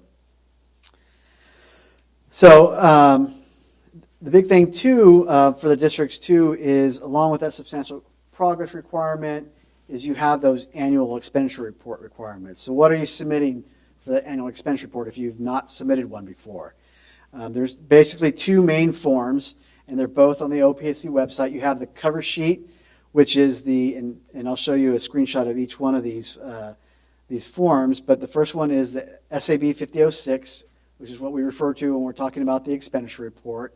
That's basically a basic report that lists all the district's information, what report number, what percentage of completion your project is if you're submitting the first one, or where you can notify the state that it's your final 100% report if it's a reimbursable project. How much was previously submitted in expenditures and your total expenditures, and also the place where you will report your interest. The DLOP, or the detailed listing of project expenditures, should include 100% of the eligible school facility project expenditures. Obviously in the past, if you've attended training, we've talked about that's where you should include all the expenditures, and typically that's where the shift has occurred. Previously, if you could have a project that was $2 million overspent, you weren't going to worry about if there was $500,000 in ineligible expenditures there, because there was enough eligible expenditures to cover that. Well, now, even if the project is overspent, you still have to worry about it, because if those ineligible expenditures are listed when you submit that final expenditure report and they come part of the finding on the final audit report, those are the expenditures that need to be returned to the state. But like we said, there'll be opportunities. If substantial progress will be one of the opportunities. If it's not a non-reimbursable project and you're submitting your annual report, whether that's 1, 2, 3, up to 4 reports, potentially, or 3 reports before you submit that final report, those are times when a review can be done by OPSC, and you can request one in writing at any time prior to the submittal of that final expenditure report if you're not sure about something. In the past too, they've called us up if there's just one particular expenditure you're not sure about as you're moving along in the project. That's something else too. And a lot of times too, like I mentioned earlier, potentially some of these expenditures are eligible capital outlay expenditures, or expenditures that are necessary for the completion of the project, but just not necessarily eligible for the school facility program funding. So that's a difference too. We realize some of these expenditures have to be done in order to complete the project. It's just a matter of, per the law and regulations, what's eligible for this particular program and the funding for that program. So that'll be important that DLOP, that detailed listing of project expenditures, includes 100% of the eligible project expenditures. So there's a screenshot of the 5006 expenditure report, kind of like I was talking about. Has your basic information, the district's name, in this case XYZ Unified, the project number, it's a modernization 57, the 01, it's report number 2 for period ending December 30th, 2018. So it has some of the basic information from the district, lets us know which project it is. Down below here on the middle section on the left, you'll see the percentage completion of the project. There's a spot to put the date of your notice to proceed and your notice of completion. And again, we realize there could be multiple notice to proceed for the project and multiple notice of completion. In this case, we're probably looking for we're looking for the first notice to proceed for the project and the last notice of completion when you're filling that out. In this example, since it's report number 2, there was a previous report. It received state funding of $1.25 million for the district share of the funds, $1.25 for the state funds. there was interest earned of $10,000, and they previously had reported $1.5 million in project expenditures. Here in column 5, in the middle, is where you're reporting what happened this particular period, if you haven't done it before. So in this case, there's an additional $5,000 in interest the district reported, additional $800,000 in expenditures, and then the last column gives you is basically your expenditures and everything to date. So that's where your total overall interest earned on the project was $15,000, or I should say interest reported to the project, because a lot of times interest is earned and reported from the county office in one big pot. But this is how much has been applied to this particular project, and they had a total project expenditures of $2.3 million. So that's just the basic information. The last section at the bottom is only used if you're going to report financial hardship savings and what project you're going to apply that savings to. But now going forward, even if you have savings report for hardship, we have that new schedule. It's a standard schedule, and one of the main reasons we wanted to use that standard schedule because we'd get these use of savings reports in a lot of forms. Sometimes a district would be submitting their final expenditure report. There'd be no mention of the use of savings on the cover letter, and they would submit their expenditure report, the DLOP behind it, and that last DLOP in the series of pages is the savings tab. And so sometimes if an auditor didn't notice that last tab, then we wouldn't know that the district reported their savings, and it's not until later on, maybe when we were going through the archive process, that we come across they actually did report a use of savings. Sometimes it will be with the cover letter. Sometimes they would use the DLOP. Sometimes they would submit a whole new expenditure report of 5006, which is not necessary to report the use of savings. So we wanted to come up with one standard way to report the savings, and that's why we have that new schedule available to use for all the projects, whether they were funded before or after April 1st, 2017. So that's the expenditure report, or the cover sheet. And then here's where you have the detail of all the information. And so, there's different tabs on the DLOP, on the detailed listing of project expenditures. On this one, I happen to use the example of the construction tab, but you'll have your site. You have one for the planning, construction. There's the savings, and for site, I think there's more than one for the site. There's one particular for relocation. So in this particular example, you'll see highlighted in yellow. There's 3 columns that we added as we updated the DLOP, and this was to help out with projects that, the first one was to help out with projects that received a site grant. And you'll see a place to put the APM number for that particular site to help identify what the site was that you're reporting. Also, for all of them, there's a fund code and an object code to help identify those expenditures as well. You'll have your basic information, the date of the expenditure, the payee, the warrant number, and then you'll see what category they fall under, whether it's main construction.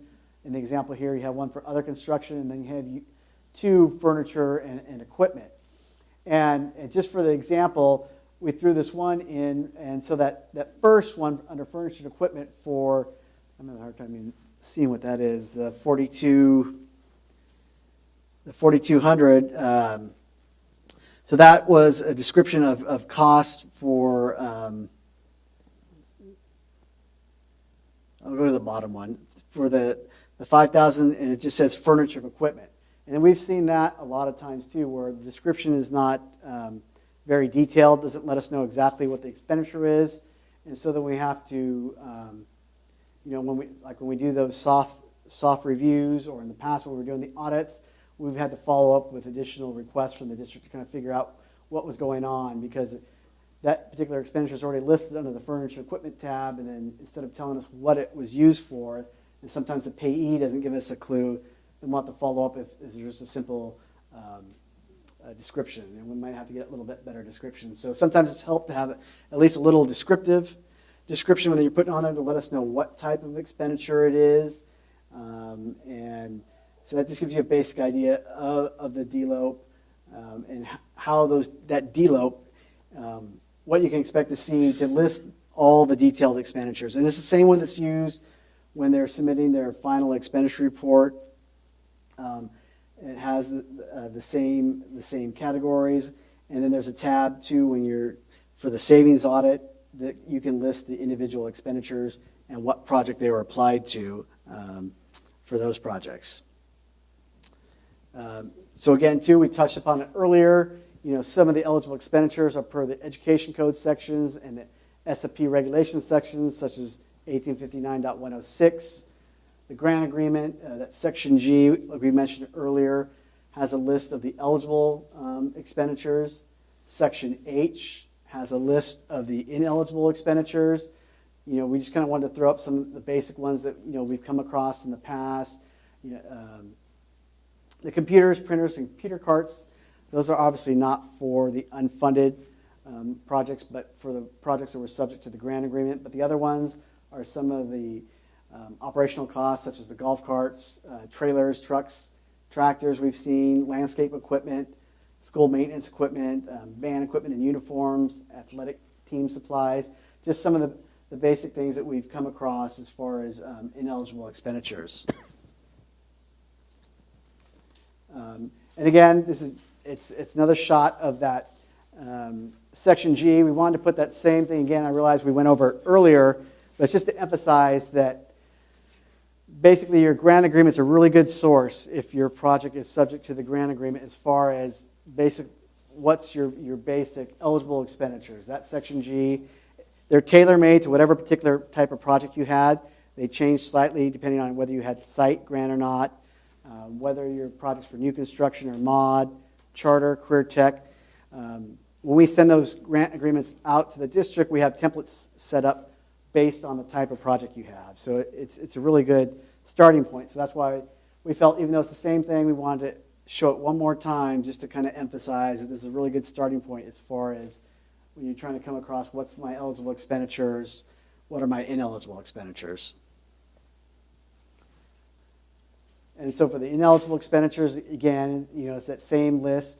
Admin and overhead costs, including indirect costs for general management, campus supervision going beyond the construction site, repair of damages incurred during construction are not eligible, and then it goes into some of the furniture and equipment that is considered admin and not eligible for the school facility program, and some of the ed code sections that's associated with that.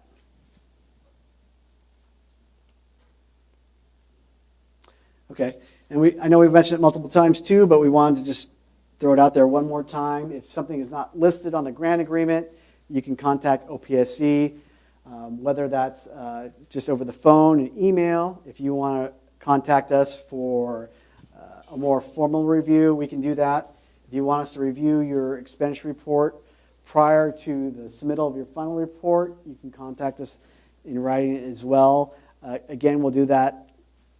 We're not going to do that automatically, but just based on the requests. The only time we may kind of do that automatically is when we do the substantial progress reviews and we have those expenditures to date at the 18-month mark.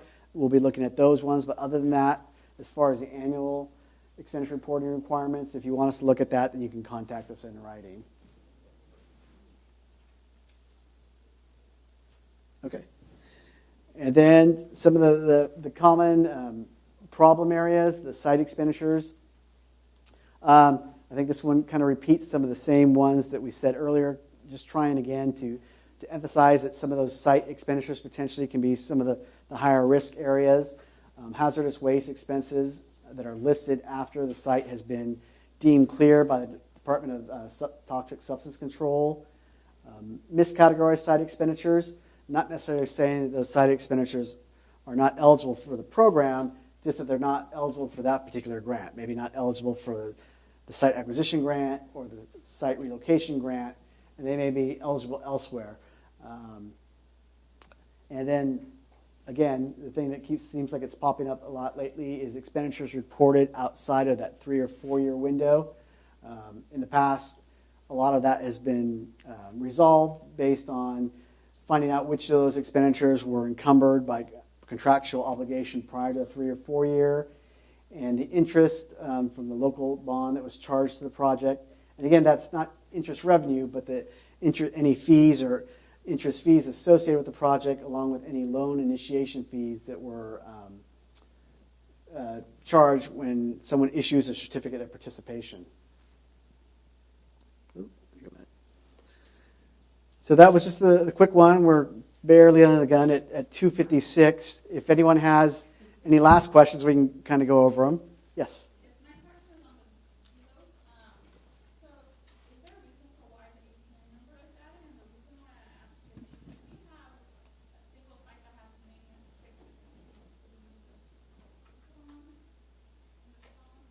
I think, well, it was added to help identify the site, and so I know it was debated as to what was the best number to try to use, and we realized too that sometimes that the APM number can change, and outside of the district's control. There was one example brought up to us where it was the county that changed the APM number, and they weren't even, I don't think, dealing with multiple APM numbers. In that case, then the district could report on the expenditure report the last APM number, the most recent APM number, and then just give us some time of backup explanation as how it, because maybe the escrow documents had the initial APM number, and then how the county changed it.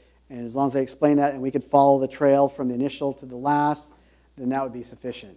If your particular site has multiple ones, it could be some backup documentation that you attach along with that final expenditure report, that maybe on the report itself you're listing. I've seen one that has the one main APM number and there was some smaller parcels attached to it. And there could be a backup documentation attached to the final expenditure report. And on the report, you're listing that main APM number and then explaining in the back how, in addition to that, there's the additional smaller 4 or 5 APM numbers that are also parcels that were attached to the main parcel of land that was purchased. So as long as there's some kind of trail where the auditor can follow which particular sites were purchased and to make sure that the correct property is being reported for the particular project, then that's all we're really looking for. So that was something, and you'll see it on every section, but it's really only intended for those districts that received a site grant, and there was a site funds released to the district, then that's where you want to report it. Otherwise, you can just leave that blank. And is there one more? Alana? Yes. So with this new audit process, in the past, districts would submit all expenditures for a project. Correct.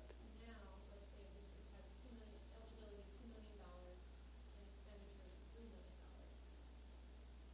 Because they can't backfill ineligible expenditures with eligible expenditures that are already reported, I think it would make sense that they would just submit the expenditure report to include the eligibility of $2 million. They could, yeah, they could do that. I mean, the question was that previously in the past, since ineligible expenditures weren't returned to the state, if a project was overspent, and in Alana's example, it was that they received a grant of $2 million, state share and district share, and they had $3 million overall. There would be plenty of expenditures to cover those ineligible expenditures. In this case, should they only submit the $2 million? That's really ultimately up to the district. You ultimately want to, why I put on that one slide, 100% of the eligible expenditures. So it could be, maybe 2.5 are all eligible, and that's fine. Just because it's overspent doesn't necessarily mean there's an issue with that. Initially, there was some confusion about that. A project can be overspent, all those expenditures could be eligible, and you could report all those without an issue. The only thing is we want to make sure you're filtering out any of those that are not eligible for the program.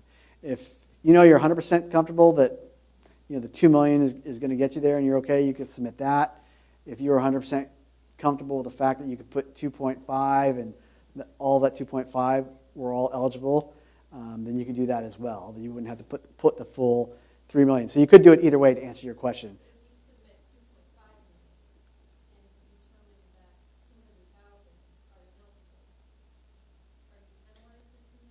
Yes. Right. But yeah, but in the same way too, if you submit just the $2 million and that same and 200 is still found, you're still going to have the 200,000 penalty, whether you report exactly to the 2 million or to the 2.5. So it's really then back to are the expenditures eligible or not?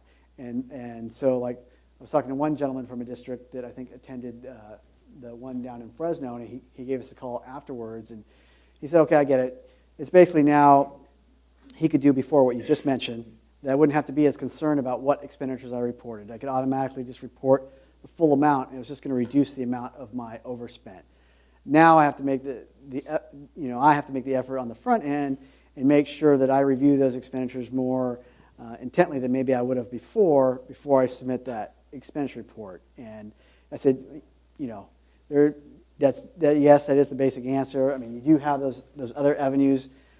In order to help you do that, you can submit it ahead of time to OPSC, and we can review that and go over that, and even if requested, submit a response in writing to the district as well to help with that. But basically, yeah, that work has to be done ahead of time this time around to ensure that only eligible expenditures are reported. Otherwise, if they do, they potentially could become a finding, and any of those that are findings that weren't upheld at appeal would have to be paid back to the state. Yes? So any interaction with you guys ahead of time, so like a soft review is held against us, and you won't be taken, like we have questions about it, is it eligible, is it not eligible, we can work through that with you guys. It's only when we submit the two to you that it's then held against us and money's taken back. Right. It's not until the final expenditure report is actually submitted to the state that the law says that you cannot submit or make any amendments to that final expenditure report. So anything prior to that time, whether it's a first-year expenditure report, second-year expenditure report, or your draft report before you submit that final report, then we can look at that. And then also too, now that OPSC is not doing the actual audit, there's that kind of eliminates some of that conflict of interest if we're advising you of something that we're going to audit after the fact. So now we're not doing that audit, so we're more free to be in that advisory role, and we won't have to worry about that independence and conflict of interest at that point. Now, is it reasonable for us to contact you guys for individual questions regarding if it's eligible expense or not? Is that something that when we're going through this process, we can reach out for that? Or? Yeah, no, that's definitely something too. If you want to try to contact us too before an expense was made, you know that there's going to be something down the road. And like I said, you may have to make that expense regardless, either way, but it's just a matter of determining, do you expense it within the SFP funds, or do you need to find another funding source to expense that particular cost outside of the state funds or where you're accounting for the state funds, and which will ultimately make their way. So that's why we realized too that one of the tests, not one of the tests, but one of the things that we check for currently is does the general ledger balance to that final expenditure report? But we realized that general ledger might be a lot larger because there might be other expenditures that are expensed to other funding sources or expensed to other projects if it's prorated, and not necessarily trace and agree back to that final expenditure report. But with a simple explanation is usually what we ask for, and that gets us to the point that we need to get to. All right, I think I kept you guys 4 minutes over. It is 3:04. Keith and I just want to thank you for coming today, and please contact us if you have any other questions. Thank you.